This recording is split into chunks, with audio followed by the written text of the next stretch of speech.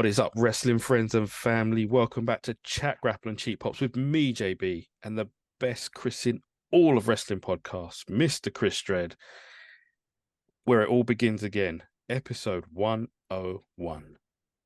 Right. Holy shit. We begin at the Beguine, and we how did that escape us? 100 episodes.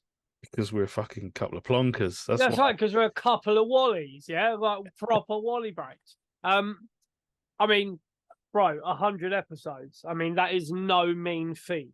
So yeah. If we knew, we would have said, but you know, shout out to everyone that's been along for 100 episodes. Let's make another 100 and let's start with this one and have some fun. What's going on, bro? Well, man, I mean, there's a lot going on. There's you know, CM Punk was popping up all over the place. He was on SmackDown, he was on Raw, he was on NXT, he was here, there, and everywhere. The AEW fanboy marks are getting mad. They're up in their feelings, aren't they? They are all up in their fucking feelings, mate. Right in the feels. It's a mad time in wrestling. You've got Impact Wrestling, aka TNA. It's coming back as TNA. So now, you know, we've gone full circle with that. I mean, we never stopped calling them TNA anyway. No, you know, they are now close to or have signed a sort of streaming deal with Endeavor, or you know, very close, isn't it? Signing a deal with Endeavor, and you know, we're going to see, you know, another TNA guy in the Royal Rumble or TNA female in the Royal Rumble. Could it be that they've made some sort of very low key deal?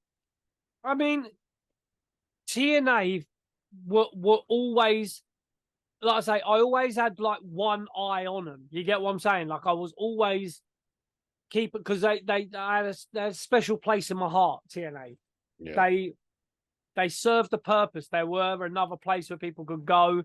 They've got a nice legacy of, you know, the older stars with the younger guys, and they were the alternative for a while.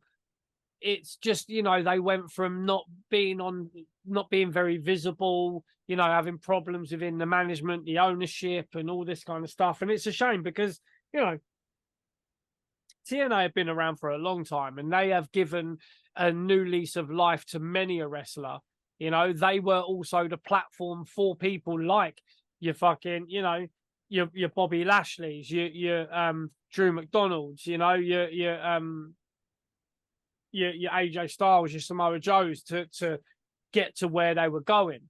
Even your who's that geezer in the Del Fantasma? One of the geezers from the Del Fantasma guys was DJZ or Zima Iron. Oh, okay. In TNA for years. He was. You know me. TNA is not always my thing. I know a bit about it. I know about the inception and how it became and how it started. You know, it made Ron Killings a world champion. It, you know, Truth was NWA world champion. Like, you know, a lot of you youngins might not know that, but yeah, I said this last week maybe on X. Check us out there at Chat Grapple Pops. I said that TNA could have a hotter 2024 than AEW. I mean, you're probably right, bro. It's Joaquin Wilde from Legado del Fantasma. He was DJZ or Zima Ion in TNA many years ago. I mean, he's 37 now, if you can believe it. But he was in TNA, you know, like 2004 or whatever. And he was with TNA until 2018. He was with them for a very, very long time. You know, so there's guys like that have been working in, Legado del Fantasma. I forgot what they were fucking called. But yeah, I always, in my eyes, that's what I'm trying to say. In my eyes, he's always Zima Ion because I watched him in TNA for 10 years. DJZ, Zema Iron.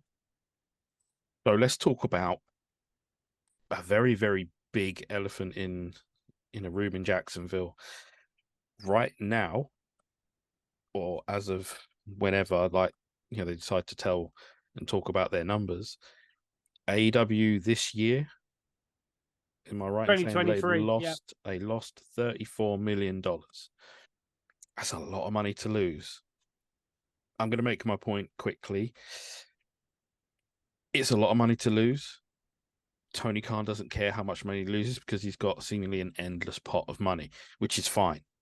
He's not running it like a business, so it probably shouldn't be compared to a business. It's a plaything, it's a toy. By comparing it to a business, it only makes everyone seem dumber than how they were before.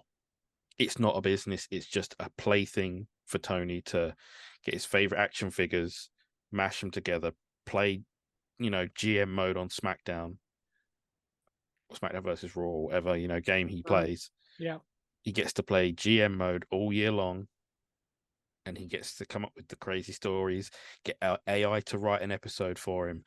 He gets to do all these things. So losing 34 million is probably nothing to him. I mean, it's a lot of money to everyone else, but this is not a business. This is the thing. We have said this before, and it's like, okay, to him that might not be a lot of money, but I mean, so we're the numbers I've seen as well. We're looking at $34 million that they've lost this year, right? So, yeah. I mean, he paid over 40 million for Ring of Honor. Not in 2023 though. No, that was, what was that, 2 years ago? Yeah, probably. So, I mean, that's not even factored into this year. So they're leaking money from every, it's not a profitable enterprise. So all these people online saying, it's going to be this and it's that and it's this and it's that. And it's like, well, there's only so long that anyone can afford to lose 34 million a year. He hasn't got an endless pot of money. I think he does. I think the pot is endless. I don't think it's going to change. Him and his dad are worth billions, right? Yeah, I mean, but does his family? I mean, has he got brothers and sisters and that? Not a clue, mate. Not a clue. I think he might, because surely his dad's not just going to give him all of his money. Like, a lot of it will be in assets. A lot of it will be in other stuff. They own Fulham. They own that. And it's like, if you've got to look at it from the point of whoever his financial advisors are, or his lawyers, or whoever's dealing with the money and that, if they looked at the Jags or looked at Fulham and said, you've lost $34 million this year. Whoever's financial advisor to Tony Khan on AEW is not a real financial advisor. It is a crackhead on the corner. It is whatever it is. Like someone saying, Tyrone Biggums, isn't it? It's Tyrone. Someone Biggums saying, "Good idea, I like Tony." Crack. Yeah, I like rocks. It's, but again, like I say, it's if you were looking at the numbers of Fulham or the Jags and you've gone, like, we need to have a chat, mate. Like this, your outgoings are way over what your incoming is. You've lost $34 million.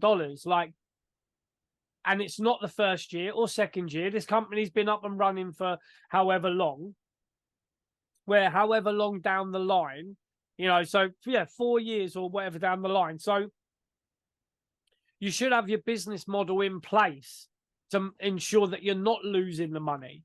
And, there also what we may talk about with our guest is Warner Brothers Discovery.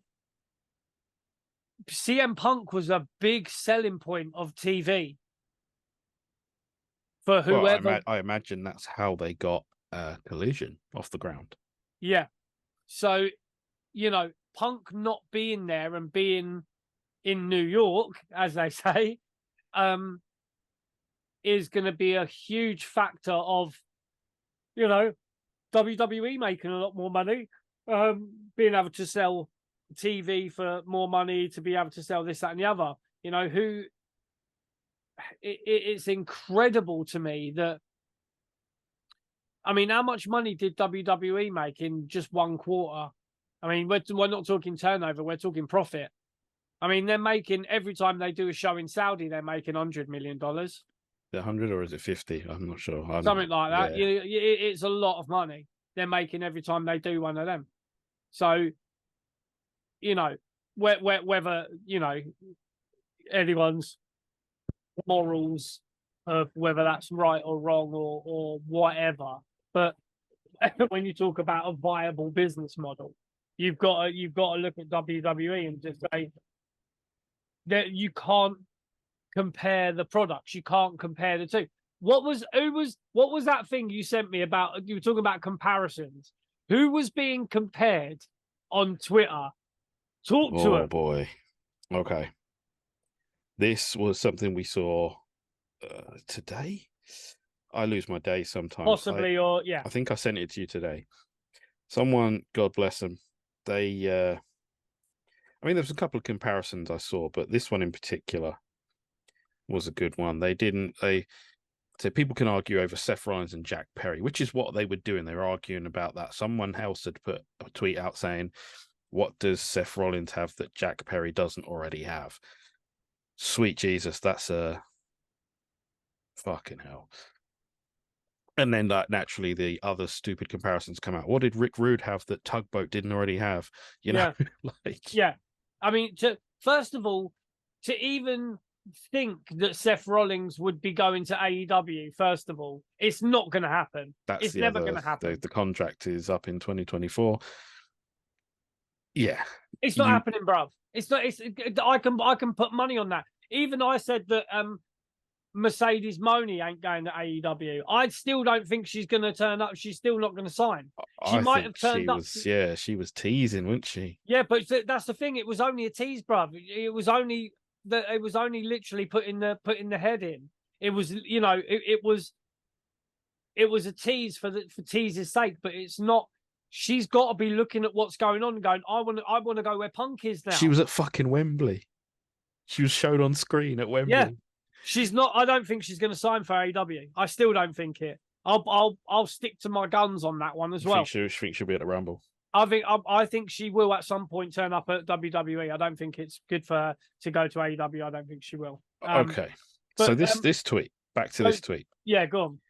You know, you can argue over Seth Rollins versus Jack Perry for days, but if you even try to claim Dom Mysterio is in the same league as Darby Allin, I'm going to assume you're a psychopath. Okay. I mean, apart from the weird sort of rage in the tweet, Dom Mysterio and Darby Allin, that's Premier League and League One. And just to clarify, Derby is League One. Yeah, oh, of course. Derby County playing League One as well, just in case. Yeah. Dom Mysterio is, if it wasn't for Logan Paul, Dom Mysterio would be the best rookie that WWE has had in years.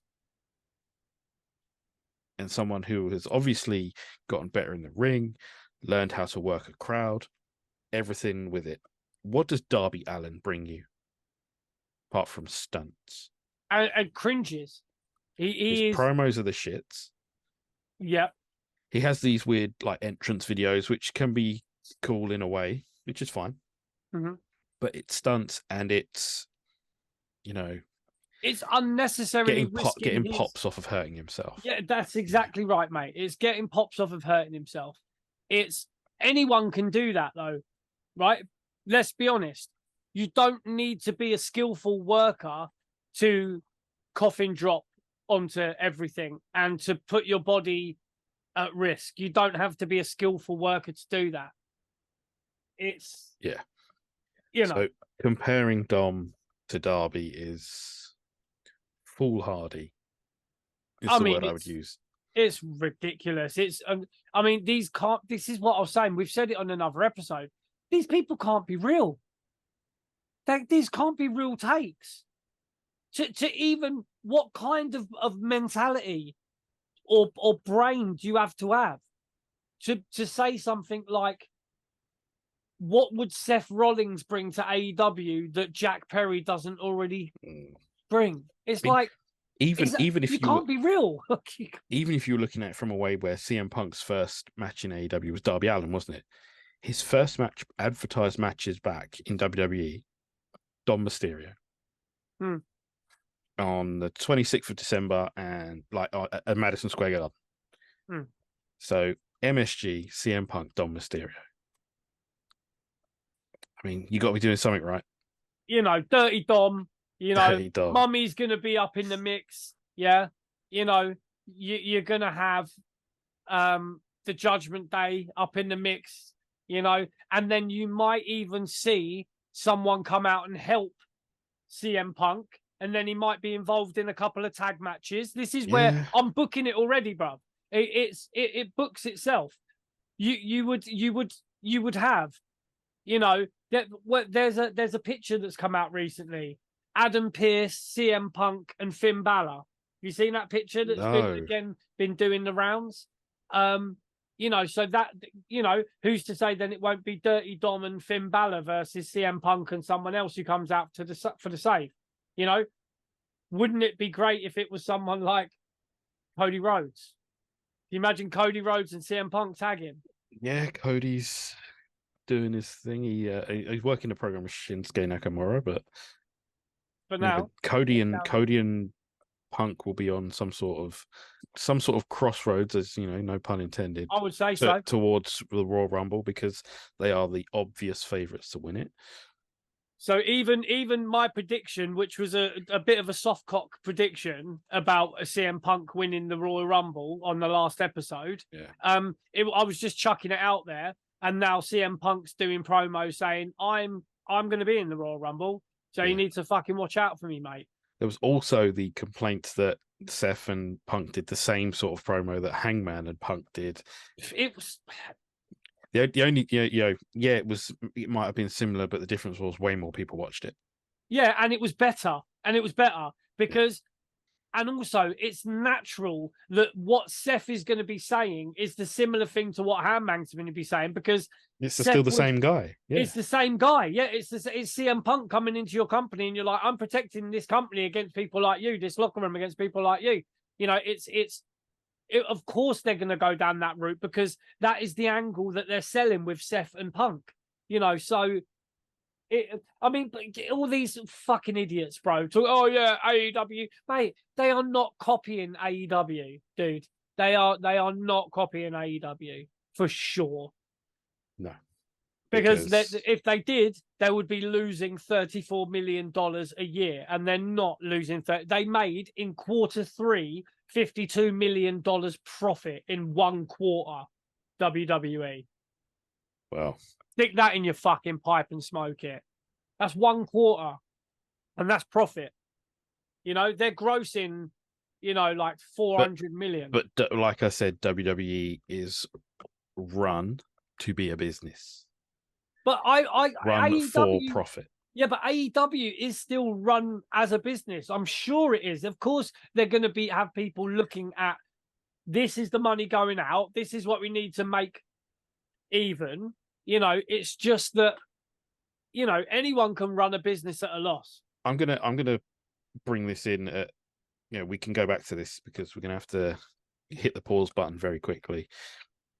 AEW is essentially 2003/4 Chelsea, except for the it's not as successful. Chelsea went on to be very successful with their billionaire owner who just threw money around and, bought some toys, bought some good players, big names that would end up playing for Chelsea and winning. The ultimate goal was to win the Champions League, and they did that. Tony Khan is essentially doing that. He's throwing his money around to get what he can and what he wants and all this stuff. But it's nowhere near the the pace of success that Chelsea had. We're 4 years in, and he has, apart from them bragging about beating NXT, which didn't work for me. That was, you're going up against the third show. Going up against a developmental brand. That's like SmackDown celebrating that they're beating Rampage on a Friday night. Yeah, you're beating the developmental brand. NXT always will be and has been the developmental. Or when Dark used to be around. Ah, the good old days. Yeah, the glory days, right? Okay, so let's hit the pause button for 2 minutes. 2 metaphorical minutes, because we'll literally be right back. But let's do this thing. We will see you on the other side.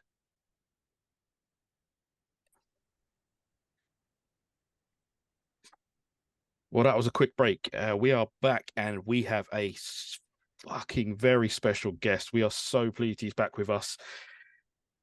He's tired, so we're going to see how it goes. Billy, how are you, my man? I'm right. I'm actually more of a low-profile guest now than when I've previously been in. Because I was associated with bigger podcasts when I come on before. It's either Russo's show or K100, but I've just gone back to just doing my regular dirty sheets because, I think the worst mistake I made was leaving Russo's show because that was a nice comfort zone. But Russo's very much been proven right, where he was kind of not going to go after a bigger audience.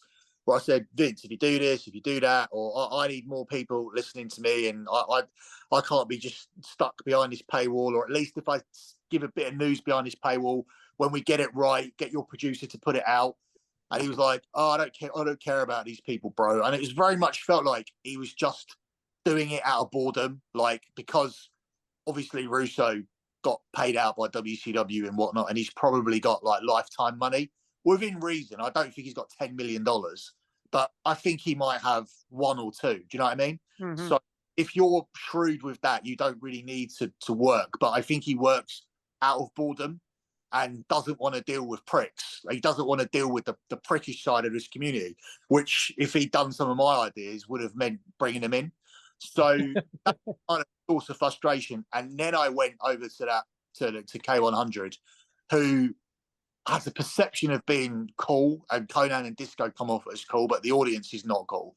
The audience is that Meltzer-ish kind of smarky audience, think they know more than you. And Conan and Disco, they're just very pretentious in a way where it's like you guys have been in the ring, you've wrestled for WCW and you've wrestled for years, and Conan's promoted. And it's like, okay, cool, I respect that, but you don't respect me, and you literally say that you hate the dirt sheets, and you don't respect the opinions of people that have been in the ring. Cool, then do your podcast. Then don't fucking have someone on and say that this is what they're going to bring to the table. They're going to bring in news. I literally heard this clip the other day where they said, oh, they hate spoilers, and they avoid spoilers, and they hate dirt sheet spoilers, and they don't understand why people want spoilers, but literally brought me in to do a news piece on the show. Like, this show's a mess. It's all over the place. The structure doesn't make sense. They sound bored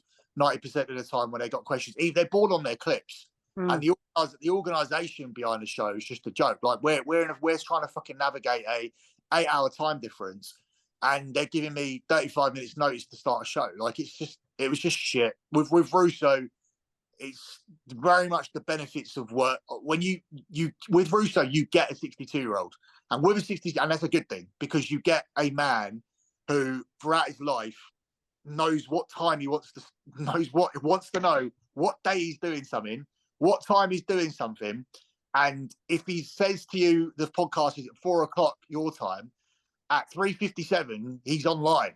Like that. That's it. Like, it's happening. And then he's emailing you, going, "Where are you, bro?" At 4:01. So, and you appreciate that when you work with this organisation that is K100.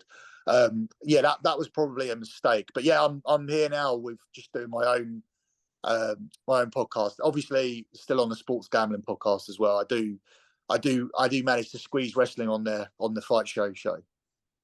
So obviously, if people have been hiding underneath a rock or whatever and they don't know, Billi Bhatti, this is third time on this show, I think, with us now.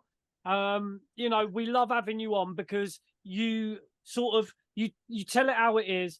You're not bothered about upsetting people, and this is why I think people are missing out by not having you on their show. And so you've got your lot betting and you've got your dirty sheets, but you're dropping little nuggets of information. And there was something that I wanted to ask you about. It was something that you put on. I can't remember when it was, but I quoted it the other day, and it was about the situation. Week, yeah, it was about the situation with AEW, and it was basically how no one was told anything about what was going on to do with the CM Punk situation. And when they saw him in WWE, they were like, what the fuck? Like, you know what I mean? Like, some people were genuinely surprised to sort of... That's not my story, though. You do know that, right? There's websites since I broke. So to sort of explain what's going on now. Yeah. There are websites now that are targeting me because obviously I'm not Sean Ross Sapp and I'm not the established community. There is now sort of a sense of unrest, shall we say, like that they were all so embarrassingly wrong about CM Punk. Yeah. I categorically said that the deal was done. I knew the deal was done through multiple sources. I knew that it was coming in at Survivor Series. I knew that there was merchandise being produced for him. I knew the match that was going to be had at WrestleMania. I went as far as to book Royal Rumble tickets. Literally, have already made that investment for my son's birthday, and told all my friends to confidently book it because he was back. So all this has happened. In addition to that, Drew McIntyre has lost the title match at WrestleMania. So when people were looking at why did he specifically have a bigger reaction to it, which has since been denied, well, it's obvious because his storyline was that he was going to win the belt back in front of crowds, but as a heel. Right. And that's just been fast tracked to him not winning the belt because the CM Punk match goes in at WrestleMania instead. So this is why what you got was a heel turn that looked like it was happening very slowly over time with seeds. Suddenly, just he got a title match in Saudi, didn't win the belt, and then turned heel and joined the Survivor Series team. None of this was happening before the CM Punk deal was cemented. So through knowing some of the parties involved in this, and obviously always having a relationship with the marketing people, and always being the one who's broken most of the significant stories in the last 5 years, I 100% knew. What was so brilliant with this one was that I was not joined by anyone. I was alone on my own island, while some people were guessing. The actual established dirt sheets were categorically saying no. The part that I don't understand is that why in this community are people so fucking retarded that Meltzer and Sapp didn't know anything throughout. Neither did Mike Johnson. So when they've been so embarrassingly wrong, why the day after it happened were people reporting what Fightful had to say about it? Yeah. Why the fuck in any other industry would you give a shit what a journalist who knew fuck all knew about it? And then this cunt comes out the next day saying, oh, this is the background story. This was discussed. This was what was ironed out. See, and then 3 days later, he's talking about, oh, a future Steve Austin match has been discussed. Really? So now you fucking know the in-depth conversations he had when 5 days before didn't even know he was coming in and was denied. So now we're supposed to believe that this hillbilly knows the actual conversations. And these idiots online are believing that he knows that much detail when he didn't know the motherfucking basic detail that he was even coming in. The only person that knew that was me. The only person that stuck his neck on the line was me. The only person who's done a podcast talking about the deal was me. The only person that's on 6 weeks of podcast saying he's coming in is me. And it's a tracked and transparent fact. Just like I say with my betting records and stuff, which can be tracked on spreadsheets, the podcasts are all there. They're all dated. They're all time-stamped. It's all on there. You can even match it up to the other things that are being said along with the show, with that particular week's Raw, which sort of seeps onto the show. It's all there. It's a direct timeline. But you're not asking me what the deal is. You're not asking me what discussions were had. You're not asking me where it's going. You're asking Sean Ross Sapp and Dave Meltzer, two morons who are completely wrong about the entire thing. I just don't get it. at that point, that was where I made the decision to just throw my hands up and say, do you know what? Fuck off. Like, just you can now pay for all my content. Instead of me doing any free content at all, my content now is 100% paywall. I'm not doing it anymore. I can't be bothered. I don't think anyone deserves to hear me talk for free, to be honest. Like, I'm just not going to do it. I've done it for 10 years and I've given people like gold for 10 years. I've been more reliable than all of these other people been put together. And all it comes down to is, oh, Billy's a piece of shit. Oh, why would I quote him? He's a piece of shit. He's this and that. Okay, please tell me the correlation between being right about wrestling news and political views, because I don't get it. I can have any political view I want. I can defend Hulk Hogan. I can go against this rainbow LGBT nonsense. I can say that. I can support any political leader that I want, whether it be Trump or Biden. Obviously, it's Trump. So I can do all. I can go against. I can tell people the vaccine is bullshit and COVID was bullshit, and I can say all of these things, and you can agree with them, and you can disagree with them, and I can shit on women's wrestling, and you can disagree with it, or you can agree with it. But the cold hard facts is, it has absolutely fuck all to do with the news, doesn't it? Yeah. Because that's a statistical fact. It has an outcome. It's the same as when I tell people to bet on things. It has an outcome. You're going to lose money or you're going to win money. It's the same way when I speak about news. It's going to be right and it's going to be wrong. The outcome of my news is that it's correct. It doesn't matter if I'm a bad person. Do I think I'm a bad person? No, but a bad person in woke 2023 is someone with some fucking common sense who can look through all of these bandwagons and political agendas and just look at those and say that's bullshit. Or we can look at old school stand-up comedy from the 90s and not want to fucking cancel everything that used to be funny. Like I thought it was interesting when like Chandler Bing died, Matthew Perry died, and everything I'd seen about Friends before that death over the last 12 months was, oh, Friends got away with this and Friends got away with that, and they shouldn't have said this on Friends and they shouldn't have said that on Friends. Like I saw all these videos about how Friends was homophobic and how Friends was racist. The character and all that, and that was kind of this narrative that was kicking about. And then someone died, and it was like, oh, we'll jump onto the bandwagon about how great it was and how sad this is instead. It's just, I'm so sick of it. I'm so sick of the bandwagon bullshit. I'm so sick of like the social media agendas. Look, I'm just going to live like it's still 2000, the early 2000s, because that's when we seem to hit the most common sense, where we seem to be able to say what the fuck we wanted to say and not have to have stupid opinions. We didn't have to pretend that women, or that men who dress up like women but still have fucking massive muscles and Adam's apples, knobs. Yeah. And we didn't have to dumb ourselves down, but now that seems to be like what we need to do. And do you know what I mean? I could go into so many political agendas, but the fact is, the wrestling audience don't agree with my views. I ain't woke, and therefore my wrestling news, the correlation is I ain't woke, so my wrestling news must be criticised. It must be scrutinised. It must be incorrect. It's not suitable to be quoted. Well, I'm sorry, I don't see the correlation. Right is right and wrong is wrong. And Sapp is wrong, embarrassingly wrong.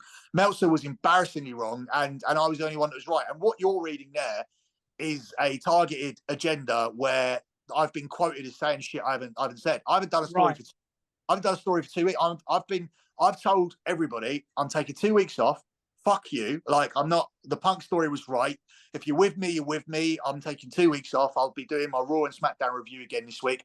I haven't said a word. I haven't done a single story for 2 weeks. There's also someone misquoting me for saying that the CM Punk return's not working and the ratings are down. Right. I haven't done a story. Is that some turnbuckle bullshit that you're quoting? Yeah, that's why I was trying to find it, Bill, because I wanted to ask you, bro. I don't work for it. Yeah. No, but this is the thing, bro. This is why we wouldn't even have Meltzer and fucking Sapp on if we could. This is why we wanted to get hold of you, and this is why we chat with you, because we know that you are right, like, all of the time. And regardless, bro, I'll be happy to go back to 2000, bruv. Let me slap some jupe on and have some fucking Smirnoff Ice. Let's fucking crack on with it, son. You know, how much fun we were having in 2004. Bruv, You know, it was. Oh, here we go. It was. Billi Bhatti via exposed turnbuckle. Yeah, I know. My mate sent that to me. My mate sent that through to me. And That's then, why I wanted to ask you, mate. and then he contacted them and said, I saw a couple of people saying. So he contacted me and he wrote a message down there and he said loads of people, my listeners, have gone there and said he never said that. And he said they said Billy never reported this. And the guy who runs the website has replied down there in the thread saying, why are you all sticking up for Billy? Why are you sticking up for Billi Bhatti? He's a piece of shit. And then my mate's put on there, well, why are you quoting him then? Yeah, exactly. So this is the whole thing. Piece of shit. Cool, I'll take it. Like, that's what you want to. I don't care. I don't give two shits. I've literally made hundreds of thousands of pounds from acting like a piece of shit on a major TV show. Like, because I saw that the gap to make money was to be a piece of shit. I wasn't going to win it. The sob stories were all there. We had a black guy adopted by a white family. We had a Geordie who already more popular than Southerners anyway, and his mum had cancer. So I saw all the sob stories in my house. So I thought the money is to be as counterfied as we possibly can here. And I've made a living from that. So I don't care about being a piece of shit. It's just what was a piece of shit in 2007 and what is a piece of shit now. A piece of shit now is just an honest person with common sense. And that's the difference, which is exactly what I am. I don't try to actively try to have controversial views to be a piece of shit because as a parent, like, I'm not making money that way anymore. Like, I'm not like having set up photos with different girls and some of the shit that I used to do after I came off the TV show. I'm not doing any of that stuff anymore. All I seem to be doing is being honest on podcasts and social media, which in this audience means that you are a piece of shit whose news shouldn't be quoted. But you know what, it is what it is. And yeah, as I said, I've not said anything for weeks now. The last thing I did was the Punk news.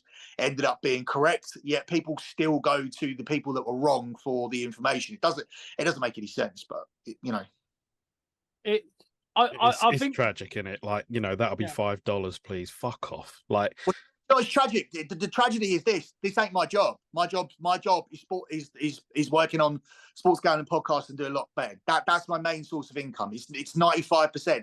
Here's the saddest part. I do this for trolling purposes only. I have been transparent. I have 3 sources, 3 people that I talk to, and I live in England. Do you know how embarrassing that is? Do you know how embarrassing that is that I text 3 people? I'm in one group chat, and I text 2 other people from information. One of them lives here in England and is involved in a certain publication and takes an interest in WWE. He's involved in a WWE publication, but also is a WWE fan. So whilst he doesn't actually, he's higher up than someone who produces the publication, which is why I can talk about it, because he's not actually involved in printing it. But he knows through his higher up position what goes inside that magazine. Because unbelievably, the people that make the WWE Kids magazine over here are the same people that make all the Paul Raymond porn magazines. Oh, shit. Because obviously the printed word is not as big as it was now because everything's online. Yeah. So there's only a certain number of major distributors of magazines in the country. So actually you'll find that you get a lot of that where they could be putting porn magazines out, but they're also putting out the WWF magazine, which is but I saw him the other day actually at a porn party last Thursday, which is the weirdest fucking parties I've been to. Like just to sort of go off track. This porn star called Sophie Anderson had died, had passed away. Don't know the cause of death or anything like that, but a lot of people hadn't turned up to the party, so they stopped the party halfway through and they play like a tribute to her. And they really should have contacted WWE or watched some WWE or watched some wrestling to see how you do a tribute. Maybe not fucking AEW, because they'd probably have had her children working in porn. That's what Tony Khan does. But they played a weird video of how she was in her car talking about how she was going to a shoot and how she couldn't wait to take 4 loads on her face. and then they edited it in with a video of her crying, which was probably, I'm speculating, but it seemed like it was a depressed person who may have committed suicide shortly after the video. Wow. Why would you play that at a party? First of all, it's weird to like. It said her name. You know, had a big poster up. Sophie Anderson. I can't remember if it's Anderson. It said like 1983 to 2000, 2023, whatever. And it said that. And then, or was it 1987? 1987, sorry. It said that, and then with that, they had that up, and then they did this. They played this video. Stop the party. Played this video, and that was the edit. It was like little music bits, and then it was that. So, yeah, this was the party I was at, and I saw this guy here who gives me some WWE stuff, and we were talking about, you know, this whole Punk return and whatnot. And yeah, because he has an invested an interest in it. And he mainly deals with the sort of porn side of things. He does speak to the WWE guys and gets bits that he passes on to me. But this is the thing, like, I'm doing this all with free sources, and to do it with free sources when Sean Ross Sapp's supposed to be this big deal and Dave Meltzer's supposed to be this big deal, the ultimate historian and source of information. I just think it's embarrassing.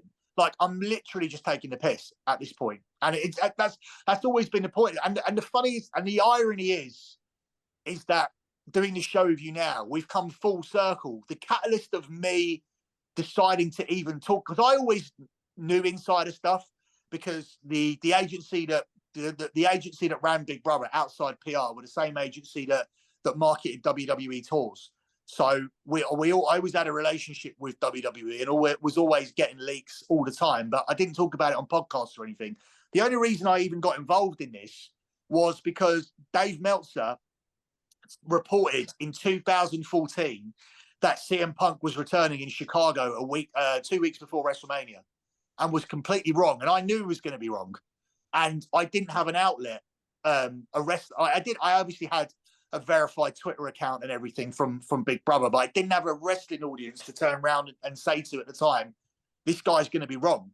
I know Punk's not coming back tonight, and to know that someone could be that embarrassingly wrong was the catalyst of me then joining a podcast, which at the time was a Steel Cage, and starting to out him on a weekly, monthly basis. So that it's amazing. Like, we've come full circle. Like, it's nearly 10 years on, and it's still, the whole point of it is that, you know, it's that he's not credible, and whatever he did have at some point, whatever sources he had or whatever he was doing, he doesn't have that now. There's no way that anyone talks to him anymore. And think about this logically as well, guys. Like, if you're working in the WWE, say you are someone that's been signed from the indies, right? You know, not a high-level guy like a Brock or someone, but say you are Johnny Gargano or Tommaso Ciampa, or you're someone that's worked your way up from NXT to WWE. Do you have Meltzer on your phone? Are you talking to Dave Meltzer? Are you even risking getting this dream job and in any way leaking it to this parasite? Are you doing that? Like, in common sense, it's fucking mad. Who's talking to him? Well, who's talking to Sap? But that's the question, Billy. Like, a lot of these, I don't know if anyone is talking to him. I think they're literally like just trawling the internet and grabbing whatever they can and then just creating these things in their mind. I don't think they have any legitimate sources. I think they're sort of. I think they do in AEW. Yeah, well, no, but the thing is though, what they're being told in AEW, half the guys in AEW don't even know what the fuck's going on. So if they're telling them, it's only like hearsay and innuendo and fucking all that shit.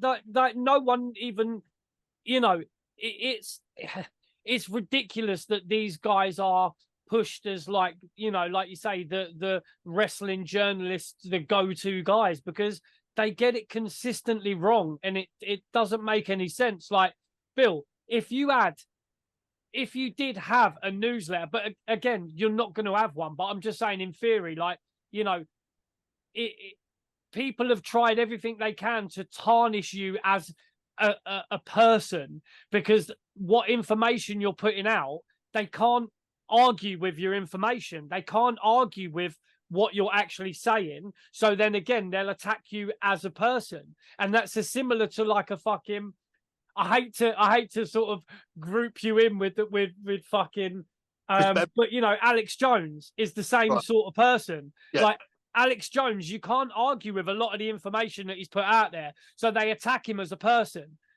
You know, all right, whatever you people want to argue about Sandy Hook or whatever, that's a fucking different thing. But again, I think he was targeted for that anyway. And he was fed like bullshit information on that to make him look like a dickhead. It was a way to bring him down, wasn't it? It was a way to bring him down.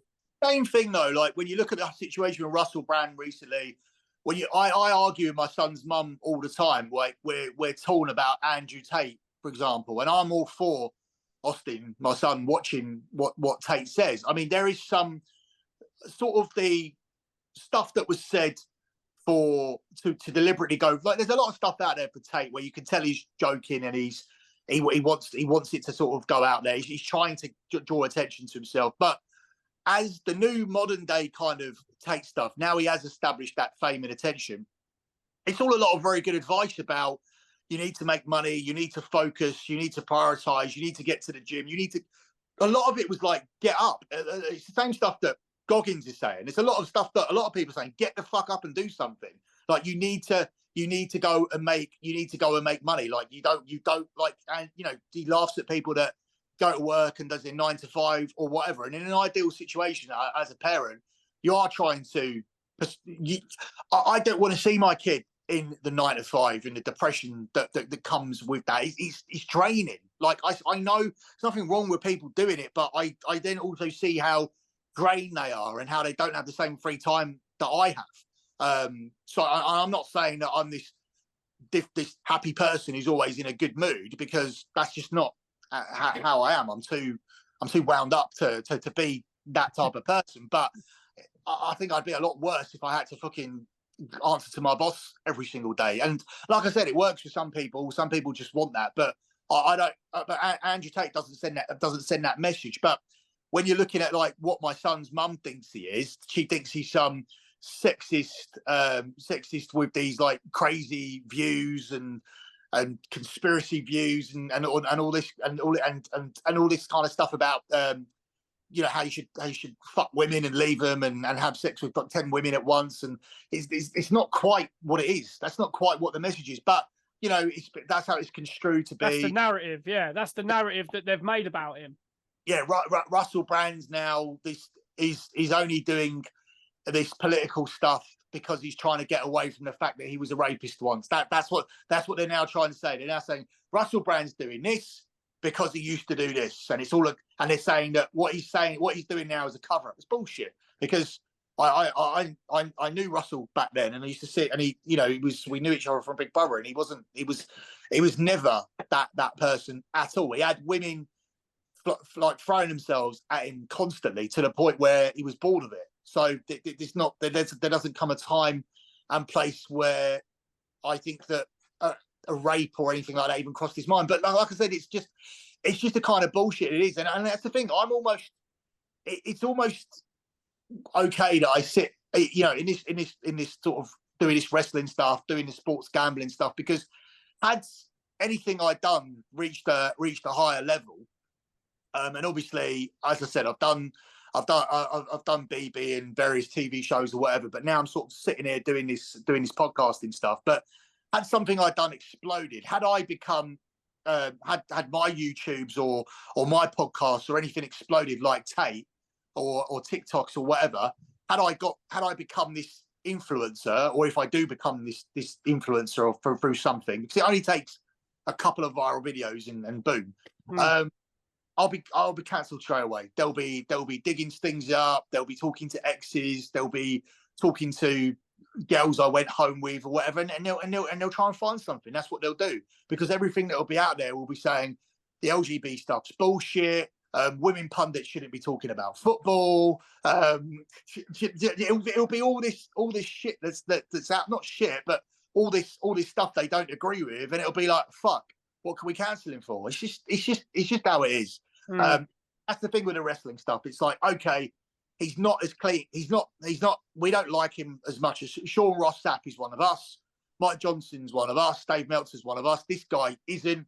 This guy wouldn't have a beer with us. This guy wouldn't have a drink with us. And you're right, I wouldn't fucking piss on most.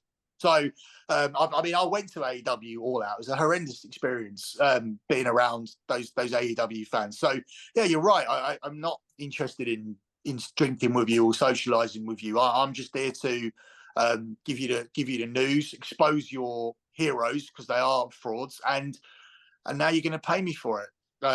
Because that's ultimately, if you want to hear the right stuff, you're going to have to pay for it because you're paying them for the wrong stuff.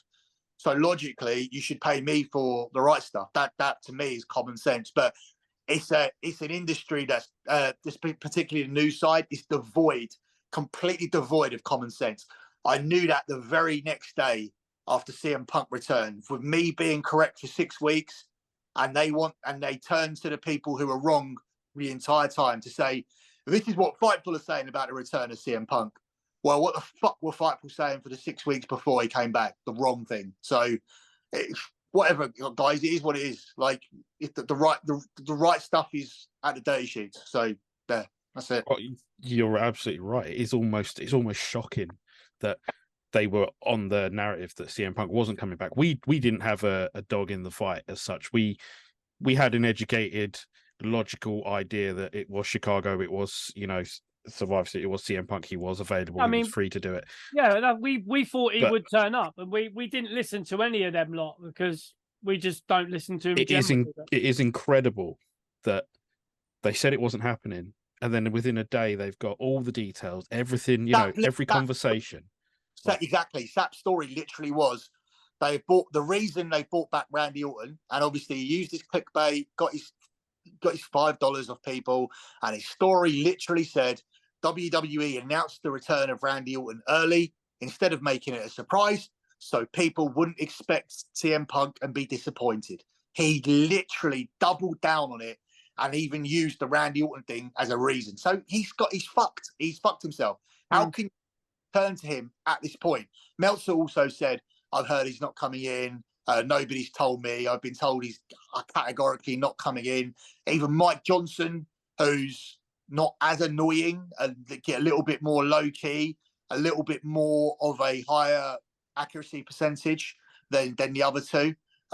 Even he was wrong, and I don't go for him. Like, I've got no issue with him. He's okay. I think if you're hitting 60-70% doing this compared to the other two, you're fine. As I said, I can't identify what his face looks like or anything. I don't know what Mike Johnson looks like. I'm not bothered by him. He got this one wrong. Yeah, so be it. But the other two were embarrassingly wrong. And this is the thing. Like, I don't understand the people who, because Sap has this like cult like following. He does. But yeah. But his content is horrendous. And he's this horrendous, egotistical like person who actually thinks that he's this really interesting character who is even gone as far as to put himself into wrestling as a heel now. He's trying to. He's got main character syndrome, hasn't he? Yeah. I don't. There's nothing interesting about him at all. Not about his content. Not about him as a person. I don't believe that even like. Through me, I'm not saying that I'm an interesting person. I did beat 500,000 people into a house because I'm an interesting person, but that was according to the opinions of TV execs who made that decision, not me. But they decided that 22 out of 500,000 auditionees were going to go in. So that will always be what I will turn around and say. Well, you can say I'm not interested. You can say I'm boring as fuck, but TV executives decided that they were going to give me the opportunity to go onto mainstream television and make a lot of money instead of 500,000 people that I beat. So until Sean Ross Sapp can say that, he'll always be less interesting than me. But the fact is that I have absolutely zero interest in his content or him as a person. I think he's boring. I think his contributors are boring. I don't think he has anything interesting to say. I don't think there's any personality there whatsoever. But he's dry. He's dry as fuck. Yeah, that's the thing. They all are. Like, that's right. There's no wrestling podcast that really sticks out. I mean, with Conrad Thompson, he changed the game in terms of the information that he gave out. That was a game changer in terms of taking us back to the past and having people on to speak about what really happened here and what really happened there. Like that's revolutionary in terms of the idea. And to be fair to him, I think Conrad's a decent host in terms of he comes across as someone who he's very good at putting his guests at ease and making them. Obviously, there's a backstage, there's a private relationship with all the guests as well. They obviously talk during the week and whatever, and that comes across on the show. You know, he's friends with Bruce. You know, he's friends with Eric in real life. So I think he's a good podcaster, even though I don't personally like him. But for the rest of them, I just don't see what's out there. Like, I don't see how you can be a cult follower of Sean Ross Sapp. I think it says more about the people that follow him than it does about Sapp in general. I think this community as a whole are very much kind of idolize very average people, very average wrestlers. We're not in a peak. We are in a peak era in terms of what it does business wise. But that's because this core audience puts so much money into a product that's not at its peak right now, or isn't able to, doesn't have the license to be as good as it is. With AEW, their problem is that they sort of recreate everything that's already happened. Like, they don't seem to have an original idea. They seem to just be redoing everything that WWE have already done, and including hiring all their ex-wrestlers and booking them worse. Whereas for WWE, they pay everything like on the safe side. So if one person's doing rehashes, one show's doing rehashes, and one show is scared to and commercially can't push it to the limits that it used to go to, and it's almost telling you, WWE almost admits, hey, we used to be better. And the thing that they say that they're better at now, they say, but the in-ring has never been better. They always say, oh, we've never had a roster like this. Yeah, but I don't care about wrestling. Like, I don't care about long matches and how you transition into the holds and the selling and all that goes into. I just care about who wins and who loses. Yeah, and how they won and lost and where we're going with the story. Like, that's how I watch. Like, the fake fight part of it has never done it for me. Like, I always believe that you should build to the pay-per-view and have the best fake fight should be there. I think by doing so much on television on a weekly basis, you saturate it too much, and the point of the pay-per-view goes out the window. Like, if I'm seeing the same matches on Raw that I'm going to see on the pay-per-view, like, if I'm getting WrestleMania caliber matches on Raw, then they mean less. That's Nitro, isn't it? That's Nitro, from '98. That's exactly what happened. They were putting out the biggest matches they could on Nitro to, get these ratings or whatever, and it fell apart. It's not just about the biggest ratings, about the matches they put together. It's about the match quality, and it's almost like, oh, it shouldn't be a negative where we're saying, oh, they're putting on high quality matches on television, because obviously that's an odd thing to say where he's saying the matches on TV are too good. But in a way, they are, because it means, what have you got left for pay per view? Like, what's the difference between in quality between the Judgment, that, say for example, the Judgment Day, when they won the belts back from Cody and Jey Uso, to Jey Uso and Cody Rhodes against Judgment Day on pay-per-view. It's the same match. Do you know what I mean? It was both. They were both. In fact, the Raw match might have been better where they won the belts back. So that was where Drew finally turned and joined Judgment Day. That match was probably better because it had a more dramatic kind of ending to it. But yeah, it's for me, it's like wrestling. Everything becomes watered down. It's like, some men may have that issue of, if you watch porn every day, like, you'll get into a situation where you'll end up in a situation where it takes you 5 hours to find something to wank over. That's kind of, and everyone's been in that situation, I'm sure. Like, where you've watched everything and you just can't find something that's new, and that's where wrestling's at. Like, we've seen it all, haven't we? Like, there's there's nothing that they can, and this Punk return, it hits because it's new. Roman's return, it hits. Roman's reign, sorry, it hits because it's new. We've never seen anybody hold a belt like this in our lifetime before. It used to happen, but it's a brand new concept for now. And things, what's new works, and what we've seen before. It's quite simplistic how the brain works and what we'd be interested in. Because once you become numb to something, you're numb to it. So that's it.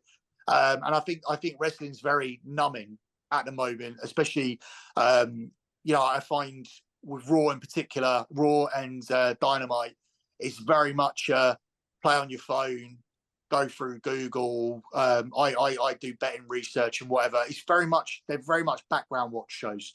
I don't know about you, but those two shows in particular, SmackDown's a little bit more fast paced than those two, but I just find it's very much background watches. Yeah, they were telling us that they'll be telling us that wrestling's at a peak, but as I said, it's an audience that have lowered their standards in terms of who they'll idolize, and that's not only the wrestlers.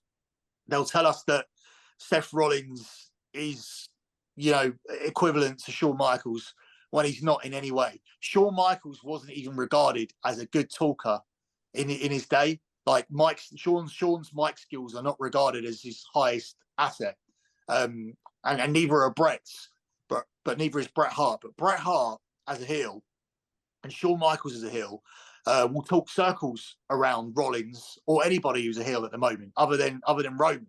So we've lowered our standards into elevating these people to the point where we'll say MJF's great, but is MJF, number one, does MJF work as a babyface?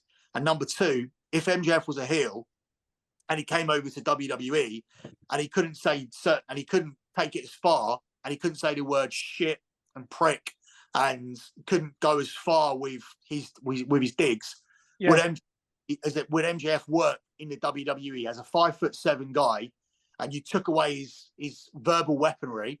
Would he work? And therefore, is he one of the best talkers of all time? Or have we lowered the standards to the point where we're elevating everybody way past where they should be? I don't rate Seth Rollins. I don't find Seth Rollins interesting. I'm desperately hoping that CM Punk beats him at WrestleMania, because that's the match that you have to do. And that's the match that they've booked. That's the match that they're going to book. And that's the match that these fans will fantasize over. But I believe that had they not done that, they could have been a better opponent for Punk. They could have been somebody who they'd elevated during this time that could have gone toe to toe with him on the mic and made for a better build. And I'm sure with Punk's help that Rollins is going to get assistance, and lines are going to be written for him like they were this week, where he did a good job. But I'm fine with him, and I think he's competent. If you cut out the gay shit, and that's nothing to say, and that's not a homophobic thing. Because trust me, I've no issues with gays or lesbians or bisexuals. It's the T's of the LGBT that I have an issue with. That fucking bullshit. Because you have three things that are a sexual choice, and you have one that's a surgery that ruins your life. How the fuck do you put these letters together? It's not the same thing. It's like a lot of the lesbian and gay community will be saying exactly, and they do say exactly the same thing. It's not just, that's not exclusive to, that a lot of, like you're saying, a lot of gay people and lesbians are saying the same thing, that they're sort of like not associated with that. Exactly. It's like going fruit, vegetable, ice cream. It's like fucking, two things you're told to eat, and one's something that's completely different. The whole thing doesn't make sense. Like, I don't understand how we got there. But at the end of the day, like, what was I talking about? Sorry, talking about WrestleMania. Rollins, if they're gay shit. Yeah, and that's the thing. So I think in terms of, I think there's a place for that. There was a place for Stardust, Goldust, Velveteen Dream, all of that stuff. But you're the fucking champion, and you're coming out there with that song, and you're singing and you're laughing with the it's not a top tier act. It's not. There's a place for it, yeah, and there's a place for Seth Rollins, but it ain't on top. And if you're going to be on top, you need to get serious. Like, the only thing wrong with what he did this week was what he wore. And I would almost rather he come out in his Seth Rollins t-shirt and his Seth Rollins merch and a pair of jeans or whatever, and fucking just start getting fucking serious. Start getting serious about WrestleMania and having this match, and start really burning each other, because you can burn each other in your promos, but when one guy's there wearing fucking feathers and pink colors, like, I'm sorry, like, it's fine for us because, look, we're acclimatized to it, right? You're doing a wrestling podcast, I'm doing a wrestling podcast. We're immune to Rollins' shit. But if the point is that WrestleMania season, well, especially once the NFL finishes, if you want John or Steve, who hasn't watched since CM Punk left, right, or hasn't, or you know what I mean, like, but kind of the people who are watching very casually at this point, you want them to come in and be immediately invested in his promo, because when two people are going back and forth in a promo and taking personal digs like Punk did, where he said he's not the man in his house, like he said on SmackDown and whatnot, then people are going to invest. But it's very difficult to do when one guy's trying to get the crowd to sing and he's out there doing a fake laugh and wearing his stupid little suits and his platform, his high heels that he wore with Drew McIntyre. That was fucking stupid, because you're in a match with, when you're going in a match with Drew McIntyre, the whole point is that you're supposed to get a win over someone you've got a win over someone who's bigger than you. Like, it's a big win because he's a person. Like, it's fucking wrestling 101. You are the underdog champion. You are supposed to be Shawn Michaels in 1996. And when Shawn Michaels was beating Diesel, and when Shawn Michaels was facing Sid, and when Shawn Michaels was facing Vader, when he was facing Vader, he didn't wear fucking 10 layers of clothing to make it look like he was as big as Vader. He didn't wear high heels to make it look like he was the same size as Sid. So what the fuck is Seth Rollins doing wearing his wife's shoes? Like, it's fucking stupid. Like, and it doesn't seem like there's anybody there to turn around and say, don't do this, don't do that. This doesn't make sense. You're the champions now. You're the champion now. You might not want to come out there dressed as a transvestite for a few months while you're trying to build up a major match with CM Punk, which is going to be one of the main matches at WrestleMania.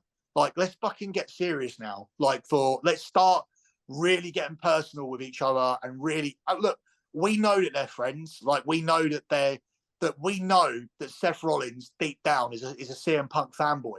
The way that Punk is a Bret Hart fanboy. See, he didn't get to wrestle Bret Hart, but Seth Rollins gets to wrestle his Bret Hart. No matter what they tell you, no matter how they spin it, it's my belief, and this isn't a story, this is my belief. I believe there's been a dialogue between Punk and Rollins for years, because Punk personally endorsed Seth Rollins from the moment that he was in NXT. So I believe all of this is bullshit. I believe that they've continuously spoken. I believe that they've been planning and wanting this match of each other for over a decade, and now they're going to get it. I don't think Seth Rollins has any problem with Punk coming in. I don't believe Seth Rollins has any problem with him working with Punk, and I don't believe Seth Rollins has any problem losing the match at WrestleMania. That's my opinion. And I think he's actually, if anything, he's getting to live out his dream, where he's going to lose to Punk. He's going to try and give him a good match. He's going to feel good about it if he does, and he's going to shake his hand and they're going to hug at the end of the match. Like, that's what's going to happen. So yeah, I think everybody wins here, providing that the how we get there is done correctly. So just take off the tranny shit and get serious is what I'm saying. I mean, I'm hoping they will get serious. I think it could get quite nasty, which I'm hoping they could do. But again, like you said, maybe they're limited to how far they can push it, because of the sort of, to keep it nicey. How nasty can they go? Well, I don't think there's any line that they can't go to in terms of personal jabs. Obviously, this isn't a company where you can say shit, prick, and fuck. Yeah. In fact, other company, you're not supposed to say fuck, which is why even we're not used to that in wrestling. So when Christian told Edge to go fuck himself, it was a big deal, which obviously did nothing for them numbers wise, because they just can't hold viewers to save their lives. It Yeah. doesn't matter. It's just a toxic company. I mean, I know I don't have a direct AEW source, but what I do have is a WWE source, and WWE sources that know people that work at AEW. Like multiple WWE wrestlers have gone to AEW and remain in communication with the WWE, and it's kind of like, you know, with the likes of FTR and people. First of all, one of the things I was constantly reporting during the Punk thing, and one of the reasons I knew, was because the general consensus, or the widespread consensus, was, well, two things, which is very important. Endeavor, who are obviously half of the TKO partnership with WWE, they saw Punk as a massively profitable commodity, which has been proven by his merch sales, which also I was the only one to report on him and his merch sales. Everyone's got the story now, but I did it immediately. They knew that Punk drew UFC numbers on cards where they had no right to draw those numbers. They know that it wasn't Mickey Gall or his other opponent, Michael Jackson, yeah, or anything else on the card that done them numbers. It was CM Punk. They deliberately put him in situations where they were testing his drawing power. Unfortunately, he couldn't fight, but he pulled serious numbers for them, and he tried hard to learn how to fight. And there was good reports out of all the camps, and there were good reports out of all the media, and there were obviously good results from the buy rates and the merchandise and everything. So they were all in on bringing him back. So that was the first thing that was going for him. And they have more. They have people higher up than WWE. So it goes Ari Emanuel number 1, Vince number 2, Nick Khan is number 4, Dana White's number 3, Nick Khan's number 4, and Triple H is lower down. So you know, UFC have position, the Endeavor side have positions 1 and 3 in this TKO company. Vince is ahead of Dana, but Dana's ahead of Nick Khan. So you know, when they're high on CM Punk, that was always going to go for him. The second thing is that all of the AEW shit was blamed on AEW. Punk was basically rendered blameless by Jade Cargill, FTR, and Cody Rhodes. Like every conversation that Paul Levesque had, CM Punk was considered absolutely blameless, and the toxicity of AEW was outlined to CM Punk, to Paul Levesque, and it's been outlined multiple times. Outlined to the point where I know wrestlers who have had their contracts coming up and have considered going to AEW because the wages have been frequently leaked all the time. So recently, I reported how AEW, Dave Meltzer. This is the other thing why these journalists are a joke. How can you have journalistic integrity in this industry when Sean Ross Sapp used to work with a guy called Will Washington? Will Washington gets a job at AEW in creative. Will Washington's cousin is Swerve, who has been pushed immediately since Will Washington got the job. How can you have journalistic integrity when you are in bed with AEW to the point where your worker got a job with AEW and you have a relationship with AEW? Fightful can't be objective. At the same time, Dave Meltzer has been involved in helping Tony Khan with booking and ideas and a free exchange of ideas since the very beginning. So how can he be impartial? And he's not impartial to the point where he deliberately only reported AEW revenue, knowing that this is an audience who, no offense to your listeners or mine, these ain't the brightest people. Look, watch this shit. Like, wrestling works, and has always worked, because half of the audience think it's real still, and it's unbelievable to me and you, and maybe our listeners. But there is a portion of people where WWE go to, whether mainly in the South or wherever, or Puerto Rico or wherever they go, where a lot of people think that it's still real, and people find that ridiculous, but I know that's true. So that this is the thing. So you're not putting this product out to the brightest bunch of people. So when you consider that, and you consider the fact that Dave Meltzer is able to dictate what he puts out and how he words it, the word revenue just to some people just means what they made. Yeah. And we know people who have a little bit more general intelligence know that that's not what the word revenue means. That's right. The word revenue means just literally what you took in through the entire year. We all have a revenue. We all go to jobs and we have a revenue, but what we end up with at the end of the year isn't that, like after fucking spending and going on holidays and eating tax and having children. Yeah, that's right. Ends up. So our expenses are obviously all the things that we just said. This company, to exclude their expenses, the fact that he used the word revenue means that we all know now that there are no profits at all. And $170 million of revenue is an embarrassing figure for that company, given the fact that all of their TV rights money, everything they get from television, is wiped out on 35 wrestlers who are all paid over £1 million. We know they don't have 35 wrestlers. We know that they employ over 85 wrestlers, and we know that they overall employ over 200 staff across the board, across wrestlers and staff. So we also know that idiot came on and tried to criticize WWE whilst trying to gloat and saying, we pay the travel expenses. We pay our wrestlers hotels, unlike them. We pay the travel. Well done, idiot, because now we know that you have even more expenses. So my estimate was that I haven't got my calculator now because I'm using my phone to talk to you guys. But if you can just do 5 times 52, and the reason why I'm saying 5 times 52, I could probably do that in my head. 5 times 52 is because 5 times 2 is that 260 million? So, yeah, about that, yeah. 260. Yeah. Yeah, 260, yeah? Yeah. 260 is what I did in my head. 260. So 5 times 62. 5 times 62 is $5 million. 52 weeks in a year. $5 million is what is the minimum conservative amount of money that they are spending. $5 million a week.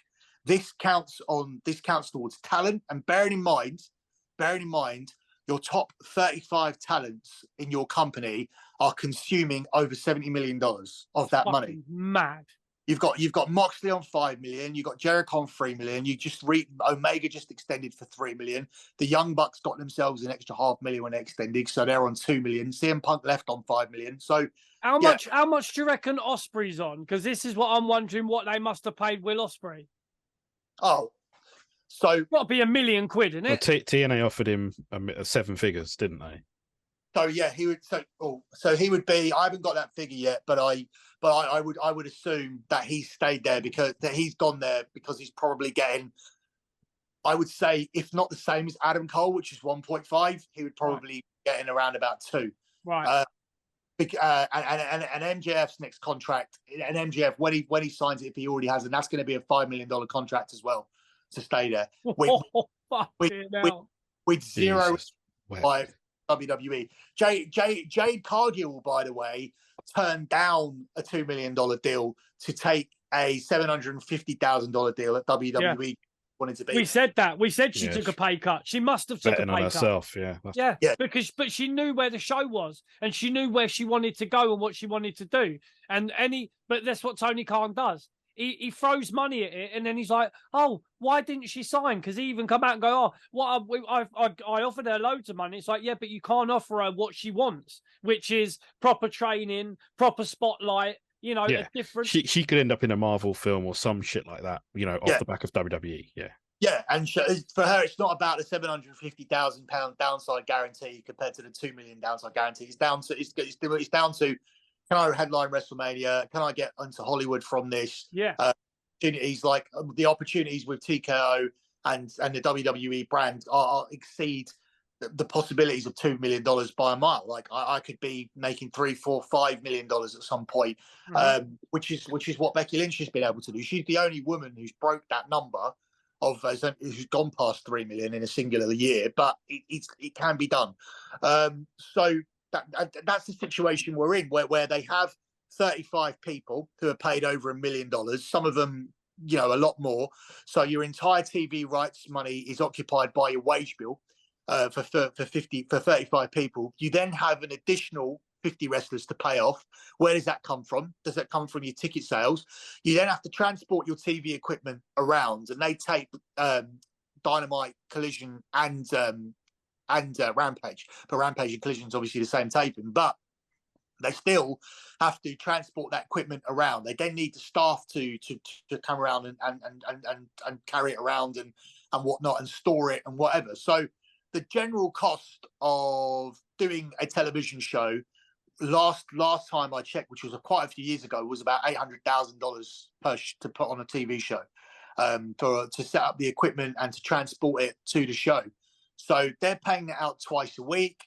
He's admitted that he's paying for hotels. He's admitted that he's paying for travel. He's got 85 people on the roster. 35 of them are getting $1 million, over $1 million a year. In fact, most of them are getting 1.5 or more. You know, when you're looking at someone like Sting, Jericho, the Young Bucks, Kenny Omega, MJF, John Moxley, they are all over 2. So they're not 1.5 guys. They're all over 2. So it's just a ridiculous wage bill. It's ridiculous expenses for travel. It's ridiculous expenses for catering. It's ridiculous expenses for putting on the shows. Your ticket sales are minimal. You're then plowing in $100 million for a video game. You bought ROH this year. I'm being very, very, very, very conservative to say this company lost $100 million this year. I would say it's far closer to 155. That was what they. It's funny you say that, because Meltzer and Sapp are all coming out today. They've come out and they said they estimate AEW has lost £34 million this year. That's what they're coming out with. So you're saying that you reckon it's a shitload more than that? It's a minimum of $100 million more than that. It can't.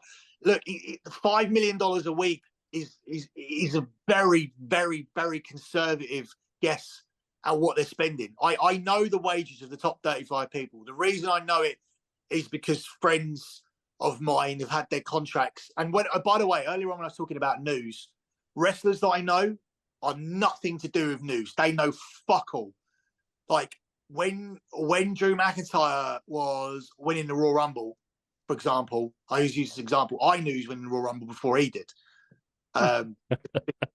Somebody had said to me that because they want it, because obviously they use my betting contacts, and one of the guys that I introduced them to, they use him to get on as many. So what they use is accounts under names that don't exist, because there's a limit with wrestling betting.